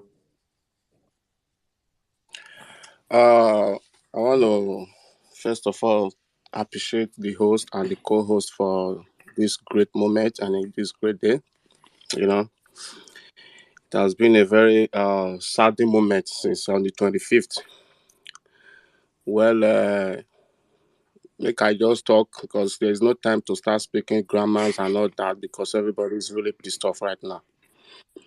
So the problem we will get for that country is not too much, because there's an adage that says that if you talk, you die. If you not talk, you die. You better talk and die. So it's better we die for a reason than we didn't die for anything. Something happened a few days ago. One of the last speaker in Sata Kaduna, those are human beings that was slaughtered like animals. And some of us are here saying we shouldn't go and protest. We should just leave it. And there's a lot of people, students, graduates that came out with first class and all that. In Nigeria there, their families, their father, their parents work hard, go to farming, try to sponsor their firstborn in school. So that at the end of the day, things will go well for them. But reverse is the case. Those people that came out with first class, they cannot even find job. Kudos to obedient families, labor parties, and our principal that came out and said, okay, enough is enough. When in Nigeria history that a bike rider will become a senate or being a house of rep, or even have money to buy a form to contest? Never. It has never happened since the history of Nigeria. The thing is that we are all pissed off. We are all angry. The last time protest and SARS, then the protest was hijacked, and they told us, okay, we'll bring our anger to the pilot and all that. Whatever we have, we should calm down. Let's bring our anger, our grievances to the pilot. On the 25th came, we all brought our anger to the pilot. What happened? They stole our mandate. And this is 18th of less than 48 hours from now, we'll be having a gubernatorial election. Please, I want to encourage each and every one of us. I want to beg everybody, make we do our own possible best. Whatever you have, we don't have police. Police is for their own self. They are for the thugs. And shame to those police, those Air Force people or those uniform people that refuse to protect the masses, the civilians. They, at least, see what thing happen. Those police that were being attacked, that attack, what's it called? Suleiman. They have families. They have kids. They have wives, for God's sake. Are they not police? But they were all killed because of bad governance. Many police have been killed because of bad governance, leaving their families, their wives, fatherless, widows, and all that. And those thugs that is coming to hijack ballot box, for goodness sake, they are human beings. It is blood that runs in their vein. I'm not obedient family. We are all peaceful. We've never attacked anybody before now.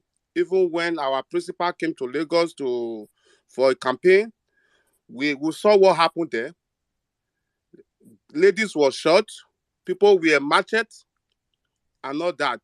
But we still remain calm and say this is what we want. But we won't let this happen on the 18th. My brothers and sisters, whatever you have to defend yourself, bring it out. If not gun you get, shocking your gun. I'm not preaching violence, but this is too much. Those thugs that is coming with guns, are police not there? Are security forces, are they not there? The most important thing is don't retaliate first. When they come, when you see the movement is the way it is, come on, you can do whatever you want to do to defend yourself. It's just like armed robber is coming to your house to rob you. And you knew that these people, when they succeed coming into it's either they kill you or you are alive. So what do you have to do? Hello, can you? Yeah, you keep breaking. Sorry, there was a I'm not call sure. coming on my phone. Yeah. But just wrap up in a minute, sir. All right. So in that case, what do you have to do? You have to defend yourself. You got to prepare and wait for them. Whatever you have, my fellow obedient, if any tools you have, bring it out, take it along with you, provided you don't hurt people first. Just be vigilant.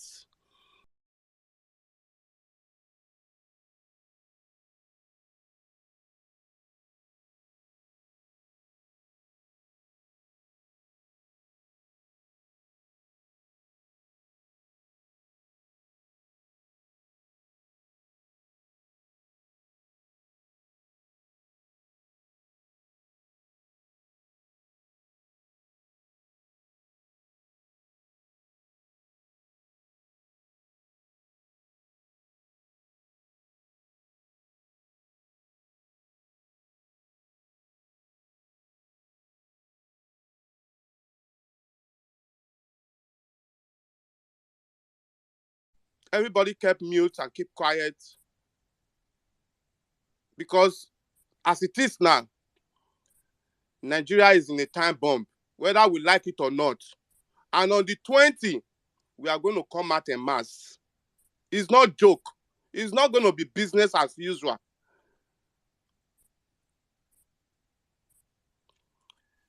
It's not going to be business as usual. We are tired of romance. Romance us in the next 4 years. I read it in the news that people are sending message to our principal to calm down the 2027. Come on, to hell with them. That is not what we want.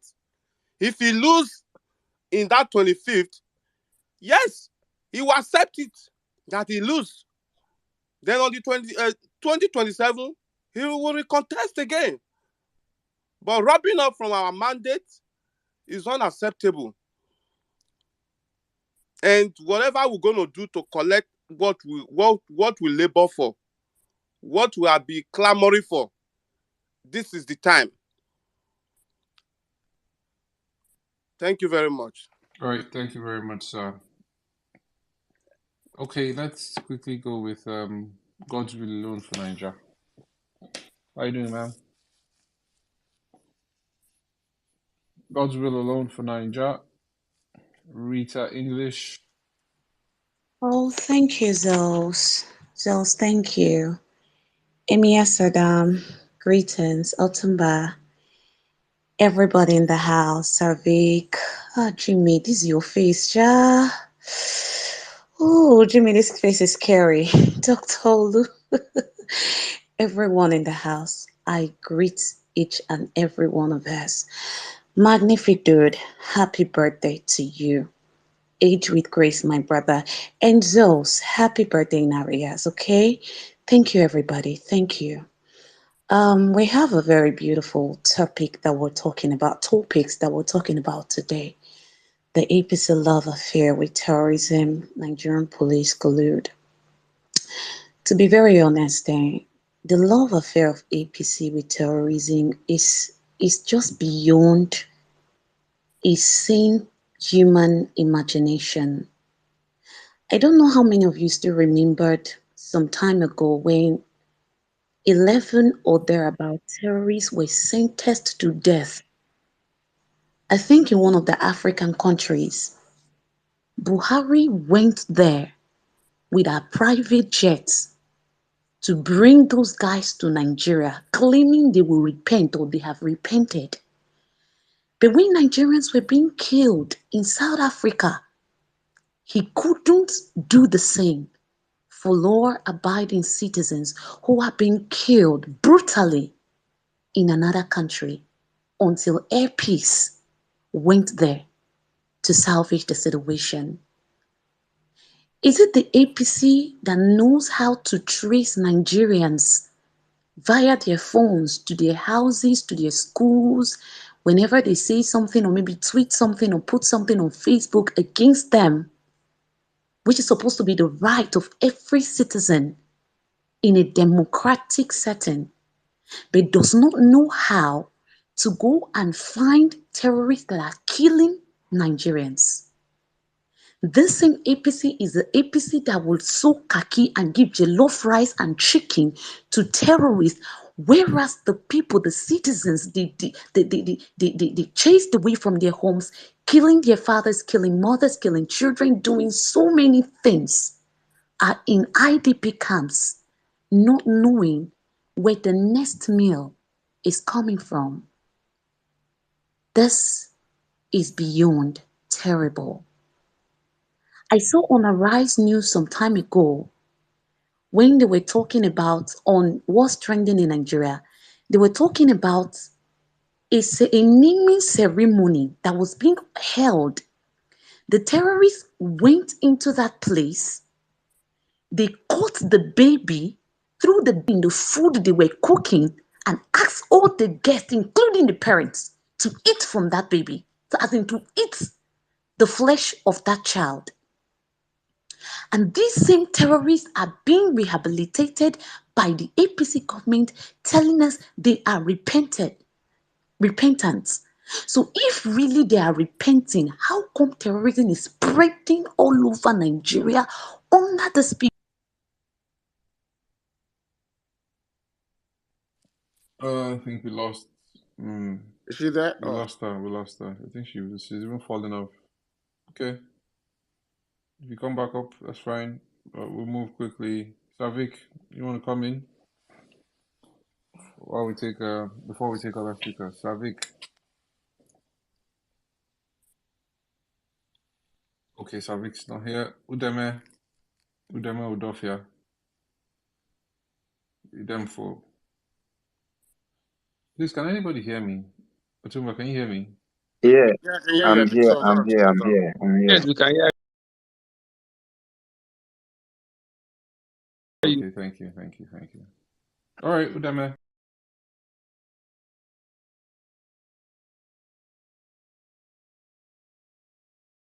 Thank you very much. I'm actually here to just say a few things about your masquerade. I once lived in an area in Lekki. That area they call it Bara. That's shortly after Jakonde Estate. We had an experience, and I think that experience can be helpful. With due respect to anybody's cultural affinity, there was this Oro night, Oro masquerade that came out at night, and we were living in a face me face you room then. That was as far back as I think mid-90s. So that night, these Oro people came, they played around our area, and I and my friend and I stayed in the same room. So he left his palm slippers outside the door. And when these guys came, they played. I think my landlord then was a Yoruba person, whether they came to greet him or something. But when they left, the person I was staying with, the person that came to see me, my friend, I think he had a premonition. Maybe they're going to steal his slippers, his palms slippers. So he just woke up and opened the door and checked they had left with the slippers. He pursued them.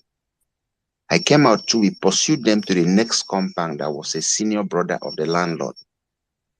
And we confronted them. And the man came out and was very angry with them. Why should they pick something from that doesn't belong to them? So what am I trying to what am I trying to display by my story? That's why I say with due respect to anybody's cultural affinity. These guys, it depends on how you look at what they are saying, that masquerade and all of that. They are trying to send fear into you. If you buy into their orchestration, that means you'll be afraid you will not go out to vote on Saturday. But if you damn them and go out, I don't know if it's a spirit, because if it was a spirit that night, that means that my friend would have been gone. Nothing happened. We got the slippers back. We confronted them big time, and they realized we went out with cutlass too, because I'm a Calabar man, so all the time I have cutlass in my house. I sharpen it. Those days I'll bring the cutlass once in a while, just sharpen it outside. My landlord will ask me, what do you want to do with it? I say, when the day comes, you will see what I will do with it. So they gave me my own space while I respected them. So if we go out by Saturday, the same way they are trying to scare us, we go out, they will be more scared, and you will see we'll win the battle. For the topic, APC love affairs with terrorism, Nigerian Police Collude, we should know, I think if it was FFK that accused Shetima when the issue of Chibok girls came up. So it's a clear thing. I would push this to FFK and said, remind us of what how you placed Shetima during the Chibok girls episode. And it is a straight thing. APC is a terrorist party. That was my party, but I'm obedient now. So we should go out. We should not be scared. We should not be afraid. And that's my submission. Thank you. All right, thank you very much, brother. I like the fact that you were able to stand up to the people and challenge them, and that's what Nigerians need. You guys need to be fearless. You need to prepare your mind. Some people will come and say, "Oh, we're painting we're painting a doom and gloom situation." But if you are going to war, they do not share popcorn and ice cream at the war front. It is battle. It is either kill or be killed, and that's the mentality that we need right now. Thank you so much, Dofia. Okay. Okay, thank you, God sir. bless you. Good night. God bless you. Good night. I think Rita is back. I see Or her. did she? I see her. All right, Rita, English. All right, thank you very much, everyone. I'm really sorry I got knocked off the space. I don't know where I got to before I got knocked off, but let me just start from here. I know was talking about watching Arise TV when on was trending on Arise TV when they were talking about a story where they were doing child's dedication. Okay, naming ceremony, sorry, somewhere in the north, they were doing naming ceremony, and these terrorists worked in, carried the baby, butchered the baby, put the baby in the food they were cooking, and forced all the guests, including the parents of the baby, to eat from that child. Now, these same terrorists are the same terrorists that the government of APC is rehabilitating with with our money, leaving taxpayers, as in leaving law-abiding people in the IDPs, not knowing where the next meal is coming from. If not for PO, I no go ever believe for my life say IDP camps dey inside FCT, our Federal Capital Territory, all are under this very APC government. Now talking about police colluding with everything that is going on. I'm really surprised that for everything that is happening to our police people at this time, some of them are still refusing to get sense. That man just talked about the people with Pastor Suleiman. They were killed. In the case of Adams Oshomole, when Adams Oshomole was attacked, 2 policemen were killed. It is so them that gets the attack first. I think that Chief Justice, one lady one time that was also kidnapped. I think, according to that story, the policeman who was driving or something was also killed.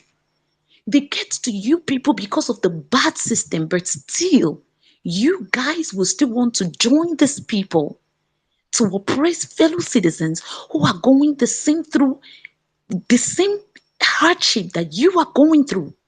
Some of our policemen, their houses, even the dogs of these people cannot even live in their houses. They are suffering. They are suffering.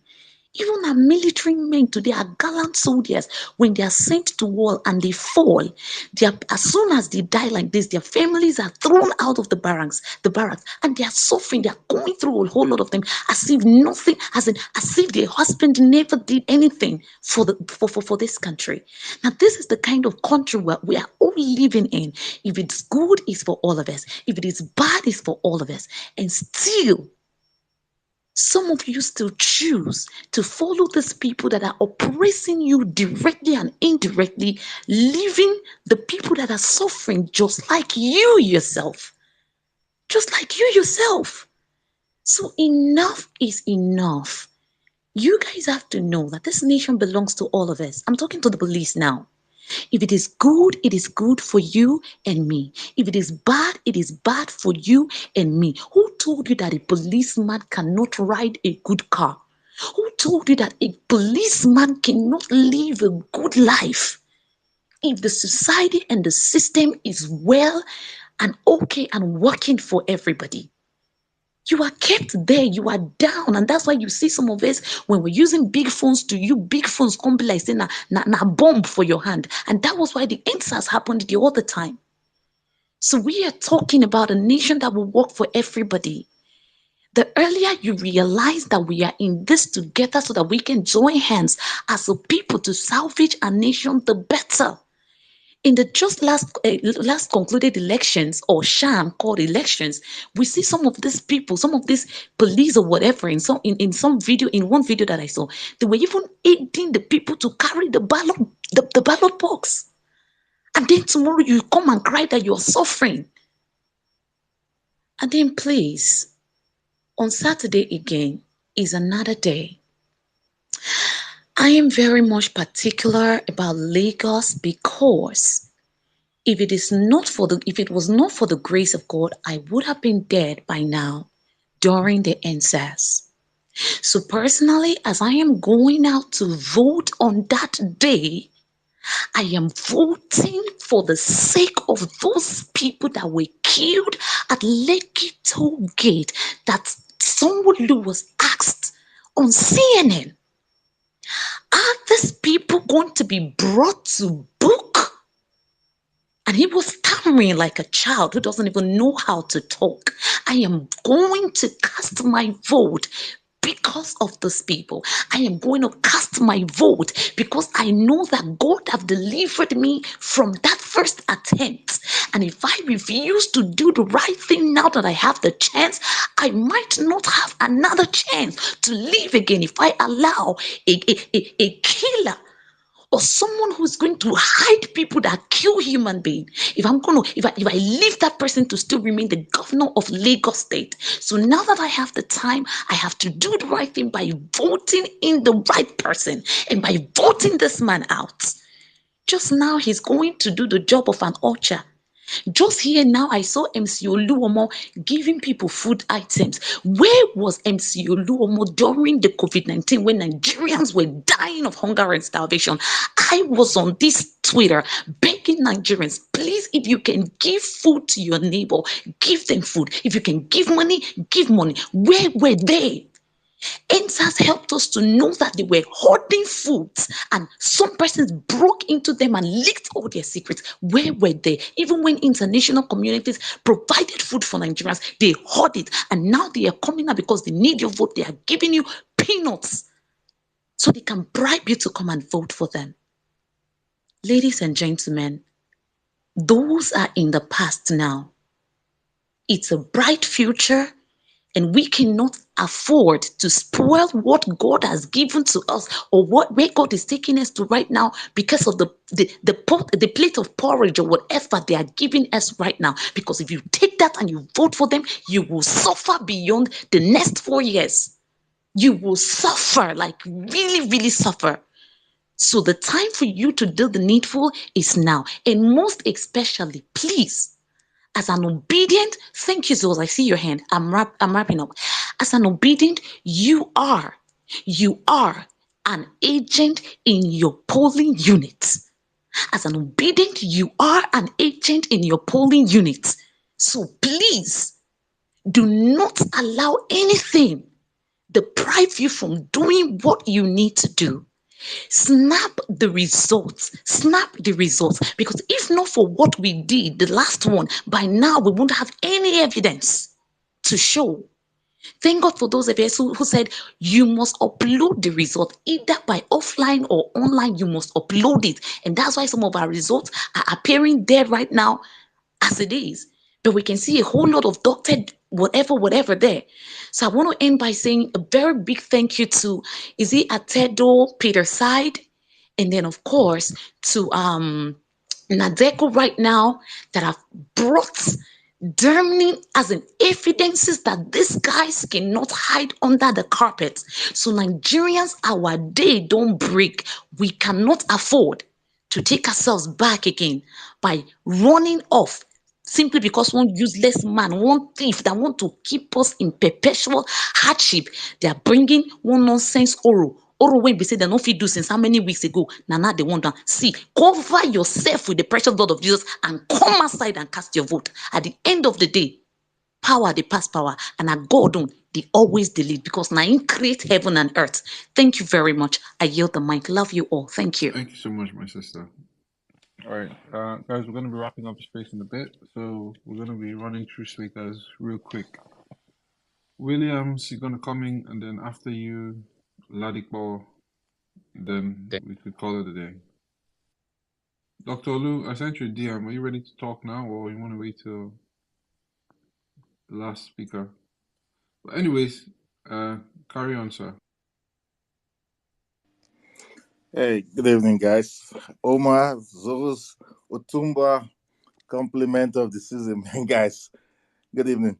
Hey, man, APC love affair with terrorists, man. I think this is not a new thing. We've already known this, man. Even if you look at the administration, is it Issa Pantami, is it Shetima, all these guys, we already know this long time ago, but we know the devil that we fight in here, man, as, goes to Saturday election, man. These guys here, It's like when you give a dog a bone, right? And you want to take that bone out of that dog mouth. That dog is ready to fight dirty. That fight to death. So we know the devil we're fighting. So we got to get ready and we go out there and we have to fight everything to redeem our country back. Because if not, if we continue in this trajectory, there won't be no Nigeria. And I think we can all see the pictures reading on the wall clear. So it's based upon all of us collectively that this is a fight to redeem our country. If we don't, hey, history will not judge us well. So we just got to push whatever we're doing. We have to go out there and vote on Saturday, and we have to continue the fight after that vote on Saturday. When it's called time for protest, we need to go out there in numbers because this is the only way we can defeat these enemies. Because, like I said, Nigeria right now, I mean, I don't know. If you sit down at home, you're gonna die. People are dying every day, either way. So you rather die for something or you die for nothing, you know? Our country it's getting out of control. I mean, look at the military. Nigerian army used to be one of the best army in Africa. But today we cannot count for nothing. They've all compromised. The police are criminals. The army are compromised. They're working hand in hand with this terrorist organization called APC with the Nigerian army. You look at the defense budget today, but what are we doing? The country is insecure everywhere you turn in the country. So this is a fight to redeem our country. If we don't do this, I'm telling you, history will go down and look at us. So we all owe it to ourselves collectively. If he wants us to get on the plane wherever we are, have to go back home and fight to redeem our country, we have to do this. On else, I don't know, man. Nigeria, hey, this anarchy is going to consume all of us. I mean, all of us, some of us think we're comfortable where we are, but we only have one country. We're not comfortable. So long as our family members back there are not comfortable, we are all not comfortable. So, like I said, the fight on Saturday is for all of us again. Those who are in Nigeria who are going out to vote, please go out there in mass, protect yourself, be ready to fight. These people are going to come. They're not going to let it loose for you. They're going to fight dirty. Be ready to fight dirty too. That's the only way we're going to take this power from them and we start building Nigeria. Thank you. With that, I yield the mic, man. Let me not hold the mic. Thanks, God guys. bless you so much, sir. Thank you very much. We just gotta resist these evil men and women that we have in society. Ladipo, please come in. Thank you very much, and thanks for everything you people have done. You really done great. At least sensitizing us. We have the traditional media. They are gone. Thank you very much. Let me start by this elite, the politicians. They are only Nigeria is standard. All this Oro initially when the whole thing started, they were using Tinubu as a game changer. Now Tinubu is gone. He's gone and gone forever. By defeating him in Lagos, that means he's gone. Did you hear Tinubu anywhere anymore? Tinubu is gone. Then the next thing now, and Showolu also will go. Is going gradually. So we should not. There is no. You see, God has given us the youth. The youth, they are the foot soldiers. They are the fighters. Do you know what I'm saying? God is going to, because in everywhere where they've gone out of terrors like what we are facing now, it is the youths. Look at South Africa, South Korea, it is the youths. But thank God, our youths are on now. So please, we have no, we should just, all we just need to do is just to do the needful. Then, Gbadebo has done the needful. We should not, if we understood what Gbadebo has done, INEC chairman is a law himself, according to the power they gave to him. Now, by Gbadebo going to court and get a judgment, he has removed his own traditional power. So, and they don't mess up, because if he has not gone to court, it means that Mahmoud can just come on here. This is where I want to do it. Please. So what Gbadebo has done, he has done the needful, and we have to know that. Then what do you call it? They made a mistake. by asking people to get their PVC. It's a great mistake. If they've known that this thing will turn out like this, they would. I have been telling people inside the bus, anywhere I am, I talk that look, all this your shakara, looking at the population of the voters is 70 to 30. That means, and the 30, who are the 30? Market women, old people, their talks. So they don't have PVC, and that's why they are doing all these things. They are bringing a lot of method. There will be oral, there will be all these things. So please, they have no choice. The only thing you just need to do is just for us to come out and vote. So just people should come out and vote and defend their votes. All these things they are campaigning is just the last hope of a dying man. They are dying. Their oga is dead, and others will follow. So please, and let people just go out and vote, and let people protect their vote with anything they have. Don't just say you put a polling unit and we should follow them to the collation center. If there is any issue, go to the INEC, the INEC people, and let them know. Then everything will be great in Jesus' name. Thank you for everything. We are really proud of you people. Thank you very much. Good night. I yield the mic. Good night. God bless you, sir. Thank you so much. Dr. Olu. Okay, if Dr. Olu is not ready to go, we've got a new speaker, Emmanuel. Emmanuel for Peter for a better Niger. Good evening, sir.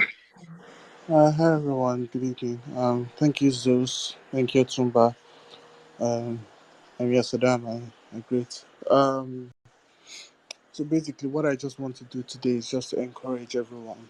Um, we've been through a lot in the last 9 months. We have fought, we have struggled, and just remember this: that the reason why you're doing this is for the country that you love and the country that you want to see. Yes, we say APC's love affair with terrorism. Truth is, APC is not in a love affair. As at 2015 or before 2015, you could have said APC was in a relationship with terrorism. But ever since they got into power, it's become a marriage. They've become one with it. So we can no longer call that a love affair, but it's just what it is, right? So guys, my whole talk today is to encourage everyone in Lagos, in Ogun State, in Kaduna, in Plateau State, wherever it is that you're speaking from. Come out on Saturday. Let us prove to these people that they do not have the monopoly of violence and they do not have the monopoly of a voice. Our voice is stronger than theirs. Our voice and our power is stronger than theirs. There's a quote I love, which is that it is not about the fight. It is not about the size of the dog in the fight, but about the size of the fight in the dog. They think that they are powerful because of the act bearers that they have, but they do not know that we are more powerful because aside from the number that we have passion and zeal to see our country work. Take this to the polling booth. Take this to your polling unit on that day. Show them that every mistake they've made in the last 7 to 8 years has consequences, and we are the executioners of that consequence. We are here to bring judgment to them for the rubbish they have done in the last 7 to 8 years. Thank you, everyone, and have a lovely night.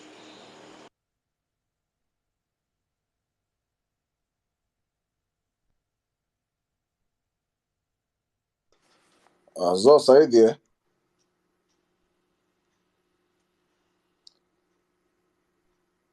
Seems Zos stepped out. All right, Williams. I'm here. I already spoke, Otumba. I'm not. Amy Saddam. Oh, sorry, please. Dr. Olu, are you there? Hello, Sirdam. Jimmy, can you hear me? Yeah, I can hear you. I can hear you loud and clear. I can hear All you. right, go on. So I'm on Mr. Babatunde Badamosi's page right now, and apparently the Oro that they said is going to happen on Saturday in Ikorodu. Mr. Badamosi is saying it now. Says, as a son of Ikorodu with the root of Etunpate, the home of Eluku and the bona fide Omo Eluku, Elukumede. So Ebai denounced this announcement in its entirety as a bad fake news. It could never have been emanated from our region or the palace of Omale Eluku or the palace of His Royal Majesty, blah blah blah, of Ikorodu. So the Oro that is that is so called advertised or posted or tweeted about the Ikorodu Oro is fake. The Ikorodu bread and son of the soils don't come out to disclaim it. And under his comment, a lot of Ikorodu people, they are commenting that they've called the Oba and they say the Oba said he doesn't know anything about any Oro. So these guys will do anything just to put fear inside people. And I've said it earlier on. Ejadesita, go and vote. Don't worry about the rest. Oro wèrè wọn tán fẹ́ gbé níjọ́ Saturday yẹn, wọ́n máa rí. Come outside and vote. People from Ikuku are now saying that the tweet or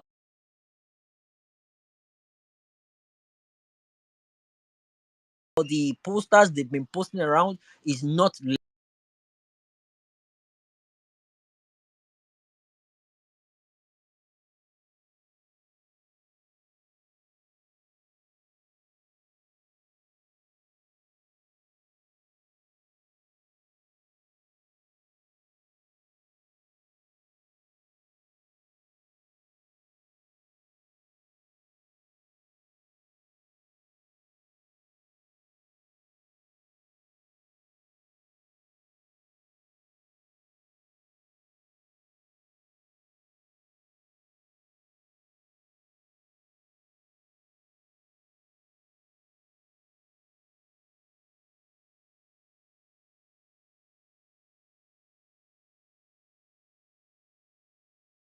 legit.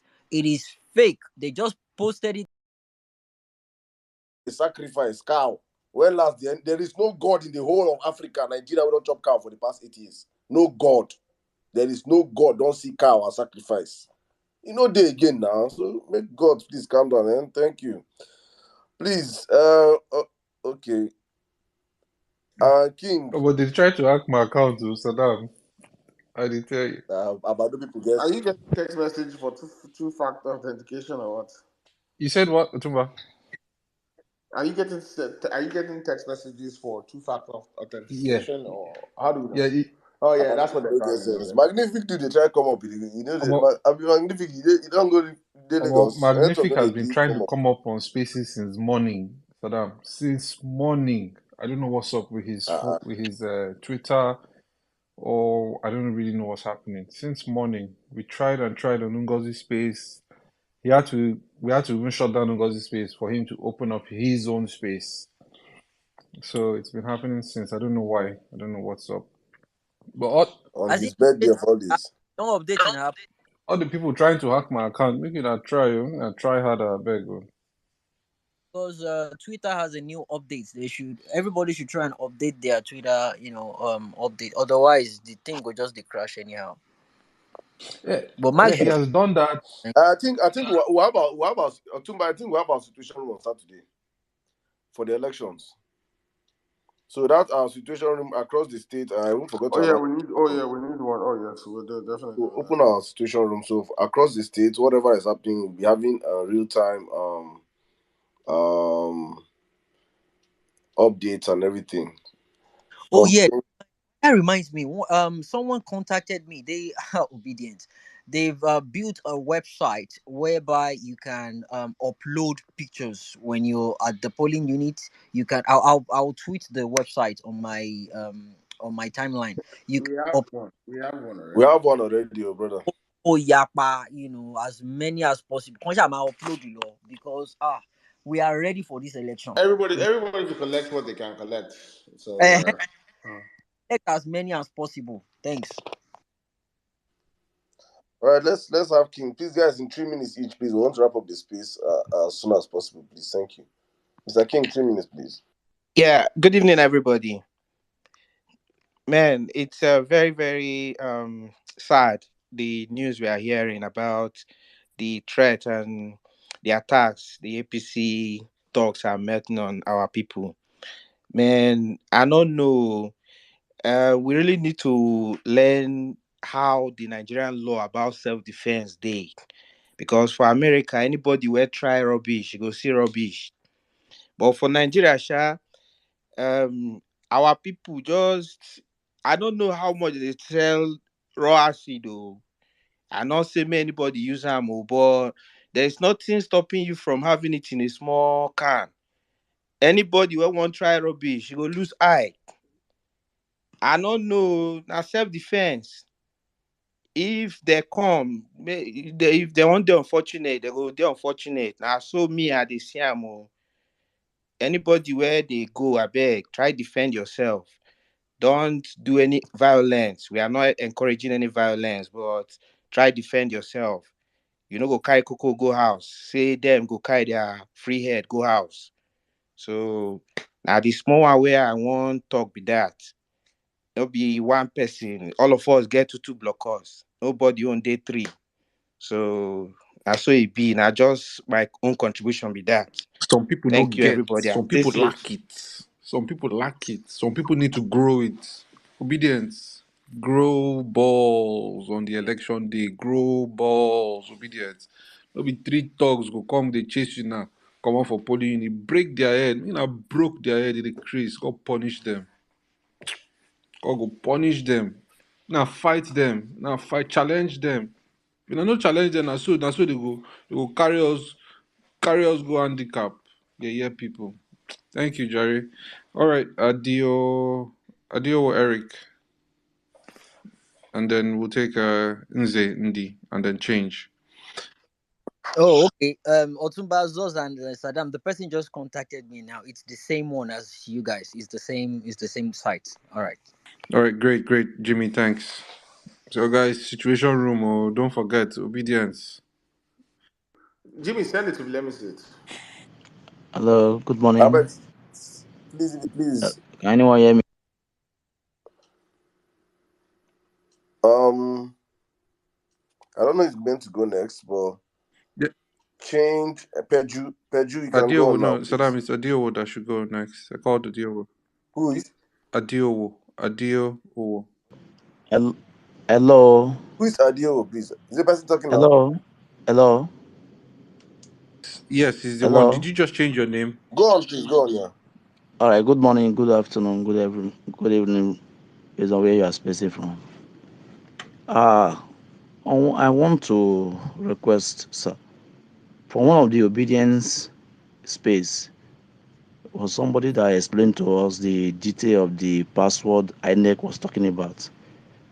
Like what she said, she said she worked with the INEC during the presidential election, and the password that we are talking about was that password was to open the beavers before even the voting commence. And she said that no password can be used to upload the results. That what we are just telling out, we are just making a joke, they were just lying, that there is nothing like that. That if they cannot upload, that means the fault is from the INEC, office direct, that there is no password to upload any result, that there's nothing like that. So that is what I just want us to take note of, and we can still confirm from any person that has worked there before, that is knows about the Beavers machine. Thank you very much. Thank you so much. All right, change, and then Izzy. Change, please. Meet your mic and speak. Change. Yeah, thank you. Thank you very much. Um, I've been hearing a lot about all this fear that seems to be going around about this. It seems to be a tactic that has been used for so long, and it's really pathetic. If at this point, after all the blood, sweat, and tears that all of you have put into it, and also the fact that the candidates that in the Labour Party were actually bold enough to risk their lives and even though, although some candidates have been lost, unfortunately, but for them to have that boldness and for no one to show up at the polls, I mean, it will be just so appalling because, we have to also think about the support that they need. And each vote shows them that, man, you tried. Oh, thank you for standing up for democracy, because each vote, the if person that goes to the poll is basically, that's what they're telling them. So please, we can't let them down. We can't let these governors down. We have to take Lagos. We need to take Lagos, please, please. There's a scripture that came to my heart, and this is a scripture that I always remember, especially when anyone is trying to make me afraid. And it always brings me boldness. It's 1 John 4:18. It says, "There is no fear in love, but perfect love drives out fear, because fear has to do with punishment. The one who fears is not made perfect in love." One thing we have to notice is this: what made Ukraine successful? Ukraine was against Russia, that even I myself, when my husband and I, we were discussing it that year in 2021 in January, we were like, Russia will probably take over Ukraine in like 4 weeks, because we thought Russia was so bold and so big and so huge. But look, Ukraine is still standing. They might be in shambles, but they're still standing. Come on, let's love our country that much. I know Nigeria has not given us a lot to hope for, but this better Nigeria, as my sisters have been saying and my brothers on this platform, the better Nigeria will give us that hope. So let's hold on to it for the generation's sake, for Africa's sake. It's the most populated country in Africa. Do you know that in 2010, during Yarodu and Jonathan's tenure, they actually found that Iran was smuggling weapons through Africa, through Nigeria especially. So they want this port. Like I think Zos and Otuba and me, I'm not sure who was saying it. You guys were saying that before. They want that port. We cannot let them have Nigeria. They cannot have Nigeria. It cannot become a hold for terrorism at all. Please, please, please go to the polls. Please, please. Perfect love cast out fear. No fear in love. Perfect love cast out fear. For the love of your children, for the love of your family, which you might not have if these people have a hold on Nigeria the way they want to. This is the most critical election of our lives. Please, please, please go. Emia, I sent you a DM of a fella music that was talking about this kind of fear, which they've been using it before Fela was born, and they're still using it. It's the same technique, same MO, no difference. Please, please, if you can play it, thank you. I yield. Thank you. Thank you very much, my sister. All right, Eze Ndi Afikpo. Yeah, yeah, good day. Hello, can you hear me? Yes, loud and clear, sir. Okay. Thank you for this opportunity. Well, I have to go. I have to start by saying, I have to say, I was born in Yoruba land. I was born in Ogun State, where, the traditional thing that they're talking about now, Eluku, Oro, Bako, and all those stuff.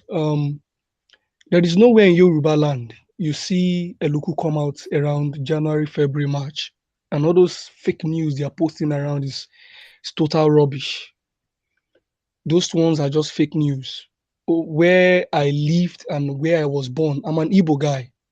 Okay, my father served in Ogun State for all his life. He's a military man. And I grew up in the house where is of royal family. I was born into the house of the LC of Makun in Shagamu, Ogun State. And the Akoje of Makun himself, which is the second person to the king that eats the first food, whatever food they brings to the king, the LC of Shagamu, whatever food they give to him, he eats from that plate before the king eats from it. And whatever happens to him, he has to take it that way. So I was born into that home, and anytime they have the Oro festival going on, my father used to bring me out because they particularly say, okay, because you're staying in the compound, we are also a Yoruba people. We now belong to them as one family. So people bringing Oro and Eluku to threaten um, um, non-indigens in Lagos or in any part of Yoruba land are just trying to bring out unnecessary fear. Okay, when you talk about Oro, I know Oro is not a particular cult that is actually after anybody's life, except if they have a particular reason for coming out. So on that day of election, I'll urge everyone in Lagos, go out and vote. Oro cannot breathe during this season. The only season Oro has the right to breathe is July and August. And anybody that is afraid should go out, come out and vote. I worked as a polling unit agent for Labour Party here in Shagam, and in my polling units, where I know most of the thugs and tout in my area, very close to the police barrack, they all know my face. And I might be educated, but there's madness upstairs. And I won my polling unit that day because I did not even allow the guy who is a Yoruba guy. I had to speak Yoruba with him, and I spoke Ijebu because I speak Ijebu very well fluently. And I told him, whatever rubbish you want to perform, man, we just have to show them this aggressive part of us, this madness part of us. This election that has come now is all about Nigerians securing the future of the ones coming after us. And SARS really showed us a lot of things. It really showed us the loopholes of what the likes of Fela have been trying to explain to us in a long time. But the reality of it has not really come to play. And NSAS really played most of that reality for us. And this election also showed us the kind of government that is running this country. This country is run by people who are not only having it for their own self-interest, but are ready to take us to the way that we are going to crawl. And I pray that we don't turn out to become Somalia. I just pray, because eventually this is what they want. You cannot tell me that as a normal guy man. Look, the reason why I'm saying this is because I was born in Yoruba land here. I know what Yoruba is like doing, most especially in Ogun State. Most of them, the Yoruba guys here, are jobless.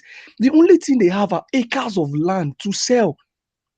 And when it gets to election period, they have the highest rate of cultists. And that is the only thing they know. I'm not trying to be tribalistic here, but I'm trying to tell you what they can be able to do. But on that election day, when we come out with enough boldness to let them know, if you bring your madness, I will show you my own. They cannot do anything. They cannot breathe. The only thing they will do is just back. But when you show them the aggressive part of you, they will go back and tell the person that sent them that, Bro, please, can you just wrap up? Can you wrap up, bro? I will. Thank you. Yoruba have one saying. They used to say, that is, whatever message they send you is not what you go and tell the person that sent you the message. So my own is, everyone should come out on that day, vote, and have no fear whatsoever about Eluku or anyone that is threatening you. Thank you very much. All right, thank you very much. Okay, let's take Cindy Gold. Cindy Gold. How you doing, ma'am? Cindy Gold, how you doing?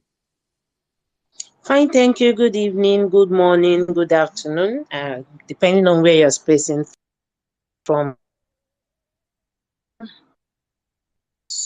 Otumba, my personal person.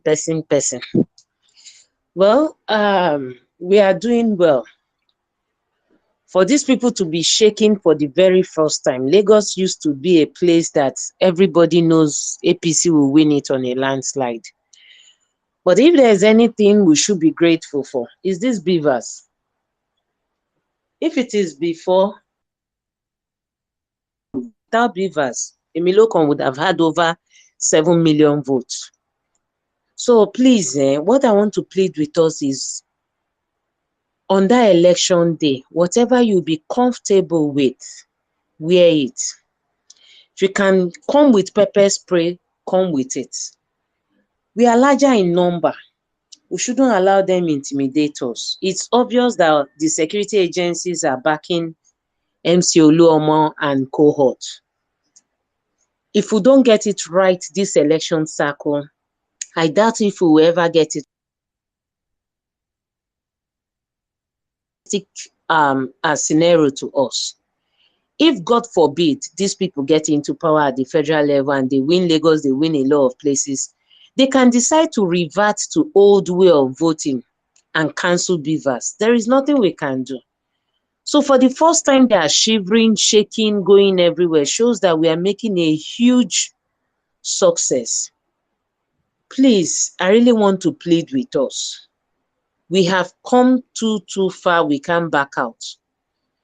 I could remember on the last election, they tried nonsense in the polling unit where my cousin were. And somebody put a call to our group and guys came out there. When they saw that there are some corporate guys with corporate madness, they too, they chickened out. And now we can protect ourselves, please. I am more desperate to see a good Nigeria in my lifetime. I'm so desperate because if I add 8 years to my age, I know it will not be, I won't be talking of, a small time on earth, please.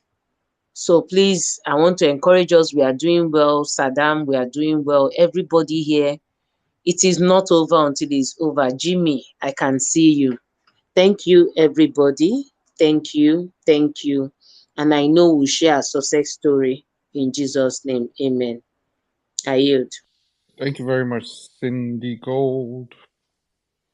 Eze Namdi. Kankaname. My brother Dale, good evening. Emia, good evening. Otumba, good evening, sir. I didn't want to speak earlier, but there are people that when I hear about them, I just choose to ignore. People like MC Oluomo. But I want to come from the angle totally different from what everybody is talking about this night. And I want to tell Lagos people how we were able to do it in the Southeast. Because MC Oluomo and Simon Ekpa, they are just the same type of people. The only thing is that MC Oluomo's balls, he has not grown balls like that of Simon Ekpa. Because when you come to the Southeast here, when they say sit at home, they kill. It's not about talking in the mouth. They kill, they shoot, they fire. If you come out, they will burn your car. They kill.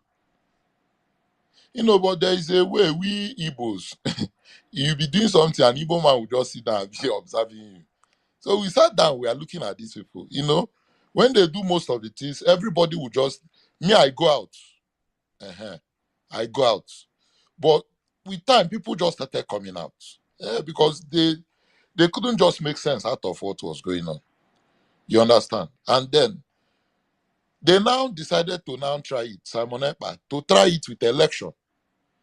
And an Igbo man can be buying fuel for 450, 500 a liter. No light. Like everywhere is messed up. You can, to withdraw 10,000 now, is 3,000 naira charges. Some places 4,000 charges. You now come on election day and say sit at home. That was where everybody now said, no, this one is mad. So you people should just see MC Oluomo as a madman. Madness has stages. I told you people, Tinubu's madness is at level 12. That's why he's licking the mic. You see MC Oluomo that one is a roaming madman. MC Oluomo is probably at 13th stage. A cripple. That man is a cripple. Just a man with one leg is threatening able-bodied people in Lagos. Say, sit down. If you not vote here, those are empty threats. How many places will MC Oluomo be? How many places? He can only be in his polling units. And the gas he go be, some people go come out for him on that day on his own polling unit too, so that he will do that his worst. So what I will tell my brothers in Lagos, everybody come outside. Let us see where that their madness. We did it in the East. They say sit at home on election day. You need to come on election day. I said I got to the polling unit. I noticed that my own anger was learning work. Where some anger there. They nearly beat my own polling unit agent that did not do anything. No. Upload result. He said let him call his superior. People were already trying to pick up blank. Who is superior? What nonsense superior? It was me that I just tried to calm everybody down. Calm down. Or your guy, you see people temper is going on. Just upload this thing now. So everybody should just come outside. And you will be shocked that on that day, you will not see them. We all came out with sit at home. We will kill, we will burn. Total shutdown, total lockdown, total breakdown. All of us, we came out to down the down there. We did not see anybody.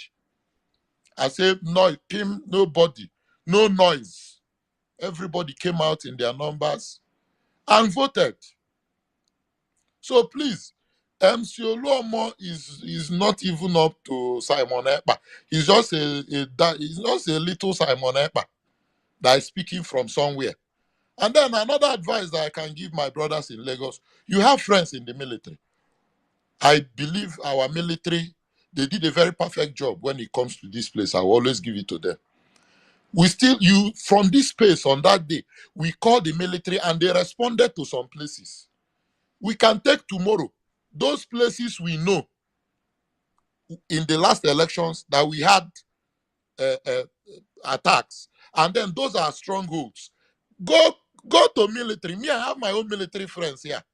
Go out, meet them. They are human beings. Relate with them. Find out who is the commanding officer for that zone. Go and meet him, sir. Just greet him. Talk for 15 minutes, 20 minutes that this is really where the problem is. So you will tell him, don't assume that they know or that military is everywhere. No. Go and tell them, this place, please, if you people can be there. Let him assure you. Apart from what they've assured in Abuja, let him assure you too.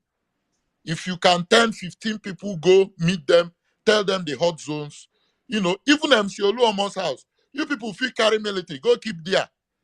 Let's not assume that, yes, powers are backing from it, but we can make our own efforts, but let it fail. Let's do our best to move out and make sure that we've done all we can. Let us exhaust all the points. Go to these military people, show them this one or two places. We know obedience. On my own polling unit, they chop cake, cut me, meat pie day, drinks day. We dey do things. You get some small things where we go do. Not be only us. Tinubu steal election from. Tinubu stole the election from even military children. Why do you think the whole country is quiet? Even military sit down, they look Tinubu. Like the election in the East here, the military made sure it was free and fair. Only for you, even when the military is neutral, to go and use money and buy an extra man. And you think, that's why the whole country is looking at him. You see the way they are forcing US. Fear. That certificate of return, they fear Tinubu.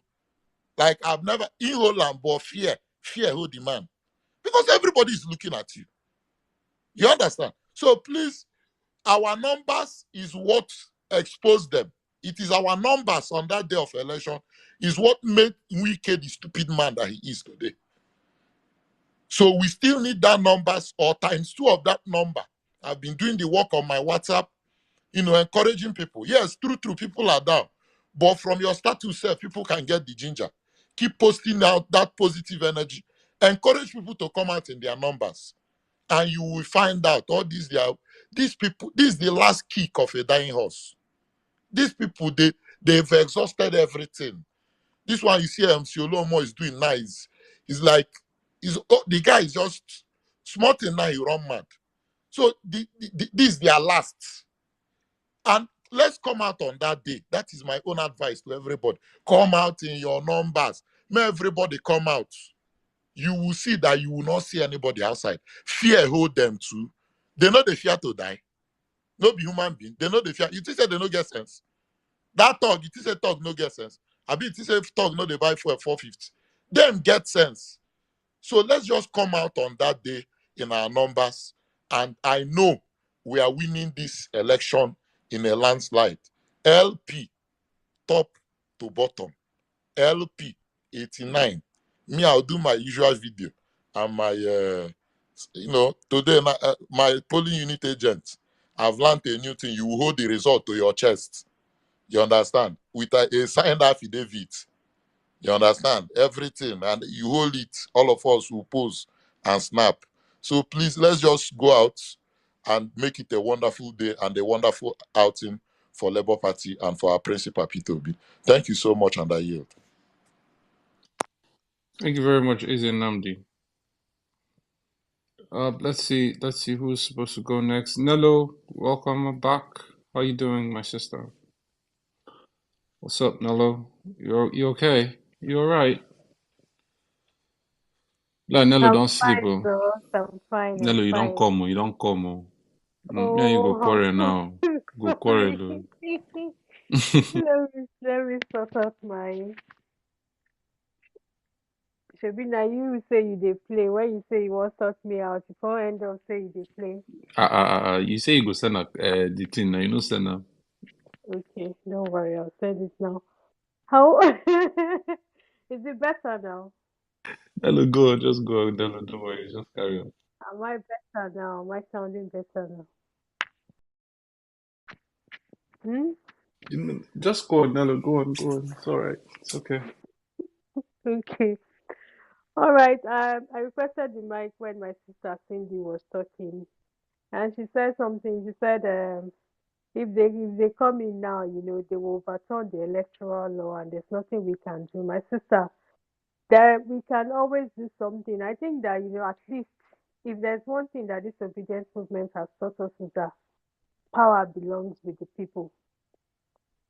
You can always do something if you're not happy with any law that your lawmakers are making. You can do something. There are ways that you can call them back. They cannot just do whatever they like. You can recall them. You can send them messages. Their numbers are supposed to be there. You should be able to send them messages, call them, send them emails, disturb them, trouble them. Please, let us stop leaving these guys to think that they can do whatever they like. They cannot do whatever they like. Drag them, speak about it, talk about it. They will sit up because they know now that power what belongs with us, and that they will still come back to come and ask for your help. So please, apart from trying to win election, we as citizens we also need to wake up to the power that we have. Your House of Reps, know them. These people that are going to vie for this House of Assembly, yes, we are going to vote LP top to bottom, but after we finish voting, know them, and begin to talk to them. It is no longer going to be business as usual with these guys. We have to, because I'm telling you that human beings are the same everywhere. If you allow human beings to run amok, they will run amok. So we need to begin to hold power accountable here in our country. So I just wanted to add that, and just like my brother Isaac Namdi has said, I beg your phones, when they are counting with your video, make your video counting. Take pictures with these guys. Let them hold. Okay, but even if they upload it to the Beavers, let them still take pictures of it with them holding it, because guys, we are not playing this time around. Again, that's pen. In fact, sef, I don't want to hear stories that such. Just collect the pen wey dem carry come, give them your own pen, because man, these guys, they are just devices. Nigerian politicians are evil. It's like every time that we take 2 steps forward, these guys they want to take us 100 steps backwards. They are thinking about is means, how they can, support. Look at something as beautiful as Beavers that's supposed to give us a credible and transparent elections. Look at what they did to it.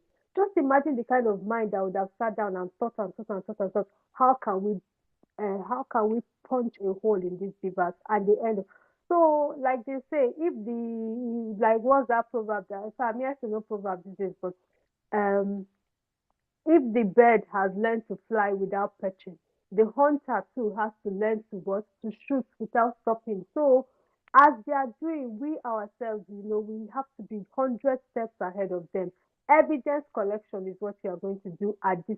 Whether or not you are following them to the world or to everywhere, you must collect evidence because you see that court of law, that judiciary, we will choke them with evidence that at the end of the day, if they decide that in spite of all the evidence that they have, that they are going to do otherwise. When we now come out in our numbers and we decide to go mad, they will know that yes, they poked us to it. But let's just cover all our bases. Yeah, so I'm really, really, looking forward to the elections. I just want us all to come out. These people, they are also scared to die. Trust me, you're not the only one that is scared to die. They are as well. We come out in our numbers. You're an adult. You know how to protect yourself. Do what you got to do. Please don't let anybody scare you. And also, between now and the day of the election, these guys are going to be bringing out a lot of propaganda messages, trying to scare people not to come out. Please let us stop spreading their message. If MC Oloma comes out and says, if you come out on that day, I will kill you, please, guys, don't start sharing this on all your because what you're doing is that you're spreading fear. And they're doing these things intentionally. They want you to share, they want you to go share those messages. Please let us not stop giving oxygen to their propaganda. Don't watch it, look at, don't share it. Don't share it. We are going to come out. The message that we want to be going viral is that people should come out and vote. Nobody has the monopoly of madness and nobody owns this country. Nobody is more Nigerian than the other person. And as a Nigerian, it is your civic duty to come out and vote and be voted for anywhere that you are. That's the message that we should be making go viral. Not all this their stupid propaganda that they will be sharing because we're going to see a lot of it from now leading to the day of the elections. Thank you. Thank you very much, Nello. Thank you for that submission. All right, let's take Tommy the Illuminator. How are you doing, bro? My brother, good morning. Can you hear me? Am I audible? Yeah, loud and clear. Good morning, Zofem. Good morning, Prof. Saddam. Good morning, everyone. Uh, I've been listening since the beginning of this space. I slept off. I came back like 30 minutes ago and I said, let me just say something. Um, I'm in my early 30s and I grew up in Lagos all my life. I have seen most of my life under the rule of this so-called APC. Um, and if you look at everything that has been going on, I remember back then when I used to work in Computer Village when I wasn't I wasn't a um, driver because before I became visually impaired. I remember I will never forget. At Computer Village, there was one day you see these traffic hawkers and how all this neurologer will send all these touts to collect you know tax from them. That's what I will call it. There is nothing you do in Lagos that you will not be taxed for. You are pushing wheelbarrow, you go collect tax. Maybe you will pay tax. You are a truck pusher. Where are those money going to? We don't know. See that money that they are giving that, oh, Lagos is making this. See, it's way more than that. There are lots of stuff that are not documented. Now, I remember that day I was going to go and deliver a client's iPhone, and I remember one of these guys that were hawking, selling, pure water, but all this soda, and one of these agbiru those came from nowhere, where and he took this guy's market. See, I saw a grown young man fall to the ground and started crying. I didn't know when I started crying too. I was in the bus looking at that thing playing just right in front of my window. And this guy was crying. How do I feed my children? This thing where I just, you see, he kept on saying, I just come out, I never even make money. And you come and tell me that Lagos is working. It's only working for a few. The corrupt system is what these people are benefiting from. See, I remember when I was having a conversation with someone before the last election. These people were so I'll call him an accomplice, not a friend, but he's an APC supporter. It was so this thing say how will Labour Party win Lagos? It's not possible. He was so confident. That is the mindset they all had. This APC people, they just feel like they are this, untouchable, they are invisible. Then we won Lagos. That is why you are seeing all you are seeing today. My mommy was saying she saw a video where Tinubu was telling Oluomo was, saying, to translate what he was trying to say in Yoruba, that you mess up. I don't know if anybody else saw that video. He was telling Oluomo that he messed up. So what does that mean? He was saying that he didn't do his job. Even with all their stress, we still won Lagos. Now let me say this. Somebody said this at the beginning of this space. These people, they will come in their fours, five. And some people, grown men, you will be a polling unit.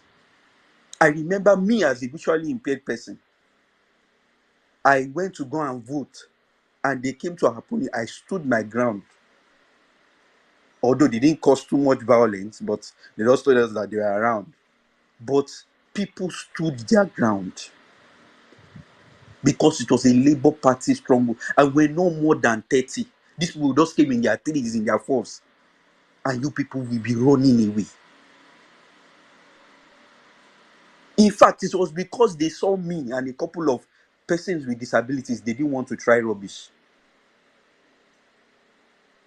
Because at the end of the day, they say, I want blind people, they here, people with disabilities, they will say it in Yoruba.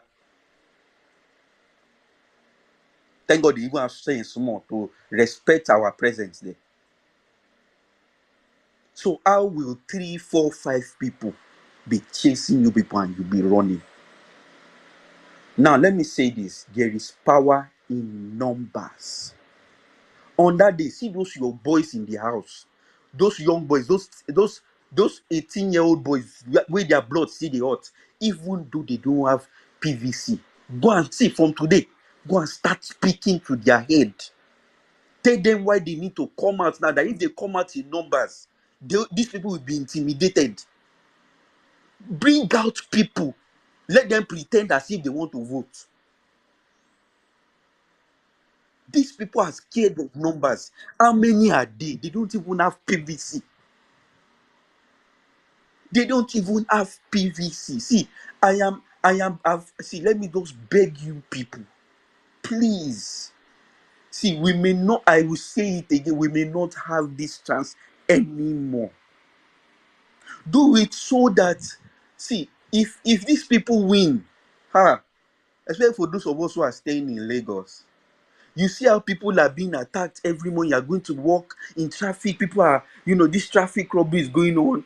See, it concerns me a lot because of traffic robbery. That's why I became a blind person.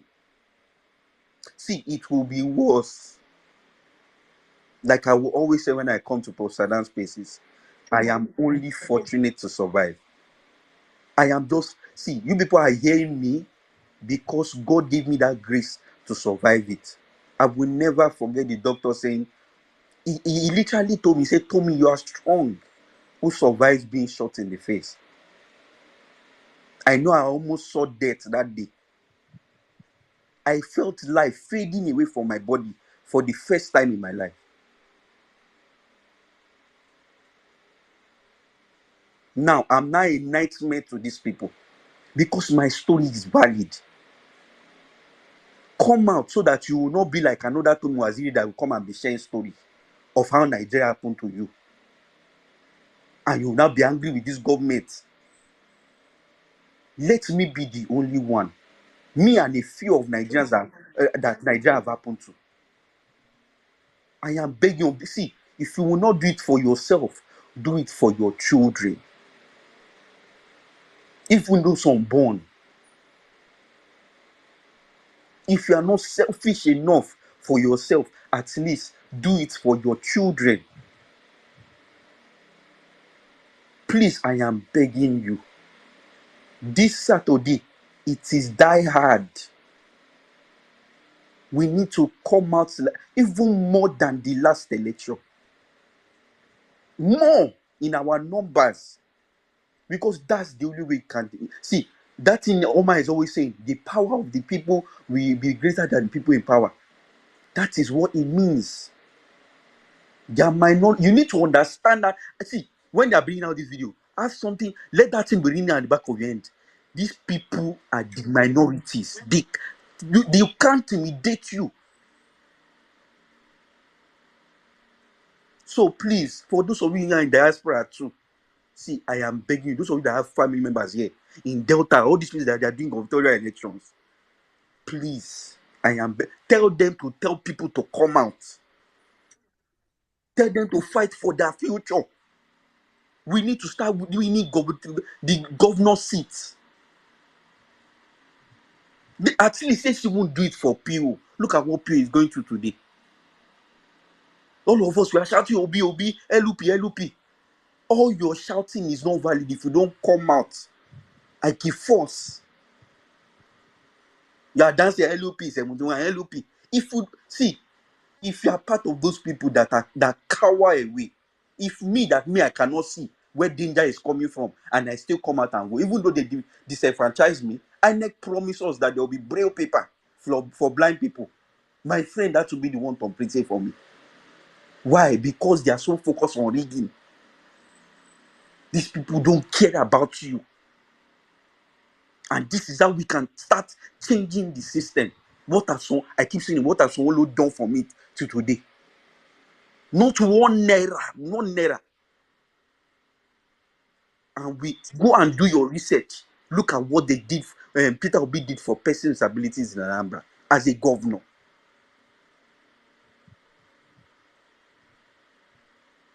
Don't be the next victim. You don't have to be. Trust me, you may not even handle it the way I did. I am a strong person. I am proud of it. Some people might have killed themselves as a result of suicide. I went through suicidal ideations. Who caused it? This government. But I snapped out of it, and I'm a better person today. You may not be that strong. Let me not hold on to the mic too much. I'll drop the mic here. Thank you. Thank you very much, my brother. Your submissions are always touching. Oh my gosh. So heartfelt submissions all the time. Thank you so much, Tommy, for coming to lend your voice to this struggle and this movement. You are one very strong, obedient, and I admire you. I admire your courage so much. I admire the way you are able to be bold and come out and share your most vulnerable positions. It's not easy, but trust me, it's worth it. Thank you so much, my brother. Much love, much love, much love. Cindy Gold, come in real quick so we can shut down the space. Cindy? Yeah, I'm here. Thank you for giving me the mic again. I'll be very brief with this. In one of the groups I belong, I saw a message there, and the message says that APC people are printing party cards of other party, especially Labour Party. I'll repeat it again. That APC people are printing fake agent party cards. In other words, they want to impersonate at polling units. So I want to plead with every one of us, especially those in Lagos, that please, if you're not a member of Labour Party, it's simple. Find out those that are members. Find out chairman. Every area have their chairman. Ask them to identify each Labour Party polling unit agent for you, please. You see, they are planning a whole lot of things, and some persons said they are even going as far as having fake police. I don't know how true that one is anyway. I also saw that one in another group. So I share it here so that we can be very careful and very vigilant everywhere we are, so that anything we can easily take action. I love somebody that raised the idea of calling army. In all honesty, the last election, the military guys, they were really gallant. They really tried. Please, I really want to beg us. This time, this electoral cycle is just something we must get right. Please, I am begging all of us. And I pray we get it right in Jesus' name. Thank you very much. I'll yield. Amen. Thank you very, very, very much. See, they're going to try so many things. They're going to try everything. Please, obedience, just prepare your mind. Please, that's all I'm begging you guys. Prepare your minds when you are going out on that day. That anything that happens, okay, you should be ready to tackle it. Please be proactive. Be proactive. Anticipate these attacks. If it doesn't come, fine and good. But when it comes, you have to be ready. You have to not be frightened. I mean, we know that when adrenaline pumps, it's either flight or fright, or fight. So, what are you going to? Are you going to run away, or are you going to fight these people? Run away, you lose your votes. You fight them, and you come out victorious 100% of the time. So please, guys, be ready and don't mean to sound like an agent of doom again, but it's just a fact. Everything you can think of, these guys have thought about. You see, it's 1 o'clock now in Nigeria. Trust me, they are just starting their meeting now. This is when they are just starting their meeting, or they are moving from one meeting to another. So these guys don't sleep. They are constantly strategizing. Constantly. So please, let's not. I saw the video online. Someone who was printing party agents tags, but that one is just a gimmick to try. Obedience. Don't go there and be asking for who is the Labour Party polling unit. Please, if there's nobody there, you step up and boldly tell them that you're the Labour Party agent that is there. You don't have a tag. Simple. Where your tag dey, I don't get tag. INEC never give me tag. Shikena, and you stand there filling the gap. Please, they will do everything to disenfranchise. Imagine, they have been doing everything to rig this election from day one. Well, meaning Nigeria has broken it down. From the start of the opening of continuous voters register to closing it early, to extending for 1 week, and then closing it, and then not printing cards when they said they will print. It's like we've forgotten. They said they were going to start printing the cards in November, or was it even October? They shifted it up to December, and then finally said it was going to run for 1 week, and then extended it, and we needed so court orders and all those shenanigans that they were doing just to make sure we don't come out. And now that we came out, they say it's only 24 million people. Happy how many million people? So everything is stacked against us. The earlier we know that, the better. The earlier we know that, the better we're able to solve the problems. It's about risk. It's about risk. Plan against your risks and know how to mitigate it. Simple. How are you going to mitigate the risk? Get your self-defense tools, okay, and protect yourselves. Carry your black pen. If you go to the collation center, go with numbers. So if you find yourself alone, Call people, call your brothers, call your sisters, call your uncles, all of you march there. When they see 100 people in the World Collation Center, they won't be able to do anything. Then when you people move to the state collation center, even go there in your thousands. So obedience, that's that. Oh, please, you guys stay blessed and God bless you guys. I love you guys so much and thank you for the inspiration, the motivation, and making uh, us to believe in Nigeria again. Saddam, I hope I haven't been talking to myself. No, I've been hearing you, my brother. So Thank that, you, man. I shocked say you never sleep, Seth. Well, thank Ah, you, yeah, thank you. Otumba, that one, a low blow. No, thank you guys for holding it down, man. Make sure that I go sleep, I bet. Good night, guys. Thank you. We Honestly, see you on Saturday. We win, man. all right, thank you very much, too much. Thank you, Zos. Thank you, N6. Thank you, Jimmy. Thank you, everybody, guys. Please, it's very, very important we don't feed into these guys' rhetorics of fear. That's the most important thing. These guys, all they do is sell fear, fear, fear, fear, fear. They know they don't have the numbers. Um, as my brother Archie said the last time, he said while we were going, we spent months on this platform pushing people out, go get your PVCs.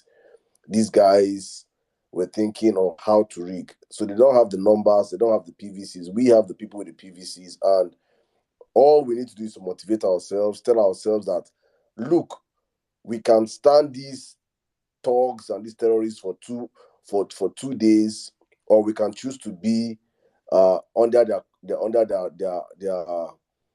their jurisdiction for the next 8 years. So the next 2 days is going to determine our next 8 years. So guys, please go out across the country, not just Lagos. Every state, every state. Well, I'm not talking just. It's meant to be APC, PDP self but there's no space. APC and PDP are both terrorist organizations. They are both criminals. They are both riggers. There's none. They are all one and the same thing. So when we talk about APC in Lagos, we're talking about PDP in Abia or PDP in Enugu or PDP in Rivers State. They all operate the same way. So we are trying to build a new country, a country whereby the rule of law is sacrosanct, a country whereby everybody toes the line of what the government really says, a country whereby nobody is more bigger than another person. A country whereby people like Olom and Solomon, whatever they call that man's name, is in jail, not coming around threatening tribes every day. A country whereby the least of us in society remain where they are meant to be. You cannot be a tout, a motopark tout, and you'll be deciding for us tomorrow, deciding the future of Nigerians. No, no, no, no. A motopark tout, you either go and get a skill or you remain as a motopark tout. You should not have extra advantage to the next man.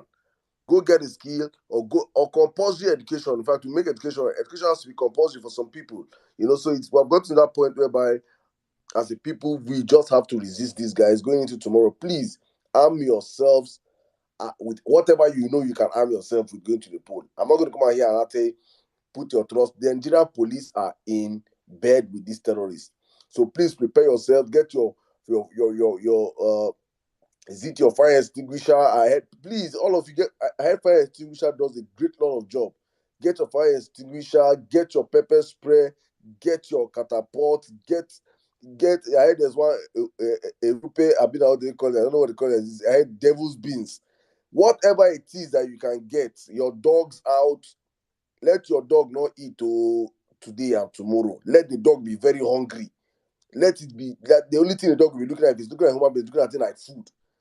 Starve your dog, let it work on Saturday for you. Please do everything you can to secure your vote, and do not just vote and remain there. From there to the coalition center, stay there across the country. Let us just, it's just that the APC Lagos have taken the terrorism level to the next level. That's just why we are mainly focused on that place. The open intimidation of voters is something that should not be condoned by anybody. So guys, please, hopefully on Saturday morning we'll be here. We'll be having a situation room here. We'll be open probably before 10 o'clock on Saturday. We'll open our situation room here across the country. We already have volunteers. Please, also, we need volunteers. If you are, all of you that are asking me my DM for giveaway, please. I'm not doing giveaway. If you want job, I can. We're going to. To my team, we're going to have to employ some people. Probably if it's 10, 20 people from the violence space, yes, probably university students, please reach out to us. We need hands, extra hands. We have a project we're doing, and we need extra hands to help rush up the project. You must be 100% obedient. We're going to verify it across all boards. So please, if you need small funds, nothing big, just some small funds, then just reach out to me on the DM. You want to work? We're gonna give you. We're gonna put you to work this coming week. Guys, one more time, thank you for joining us on the platform. Hopefully, by God's grace, on Saturday we'll be here. Happy birthday, Arias, magnific dude. Your birthday has expired on this platform. And yes, I think there's going to be a space starting now.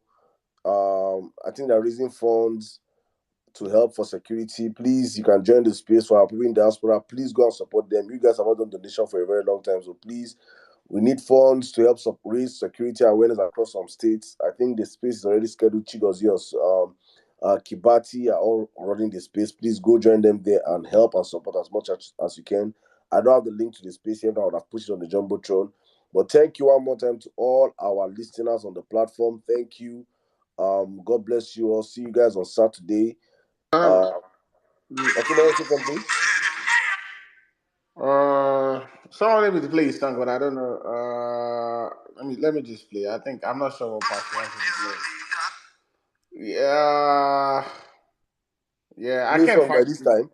the fella. Yeah, don't worry, go ahead. We'll do Saturday. Don't worry. I will do it on Saturday. I beg. Maybe the person, please, the person can play it. Then you play it in your room. We'll play it for you on Saturday. I beg, no rest. Make us sleep. I beg. Good night, bro. Talk to you later. Guys, Saddam don't keep person. I beg. I beg. Any person, play it on behalf of us, for yourself. Just play it in your room and imagine it from the violence space. Now we the plan for you. On Saturday, I promise to play whatever song you want to play.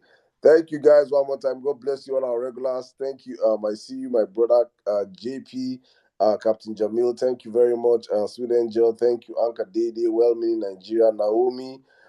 Thank you guys. People are asking me about I don't want to talk about this. We'll talk about this on Saturday, please. I'm not going to talk about this, please. You guys, I think you guys know what I want to talk about. The people that are trying to create division in this movement, North and South. We are all one. Please, all those people that are there, I'm going to demystify so many people in this The movement. people that cannot win their polling unit, are you? You cannot even show us your own polling unit. This thing. Come up here and be disturbing. After all the millions I spent on you. I don't want if I face some people here, they will hate me. So I don't want to say what they've been pushing me to say. Allow me. Thank you very much, my people. God bless you one more time. I see Olawaski, Miss Ufo. I see you, Mary White. Thank you very much. Madonna, Biruki, Cindy, hey Franny, thank you.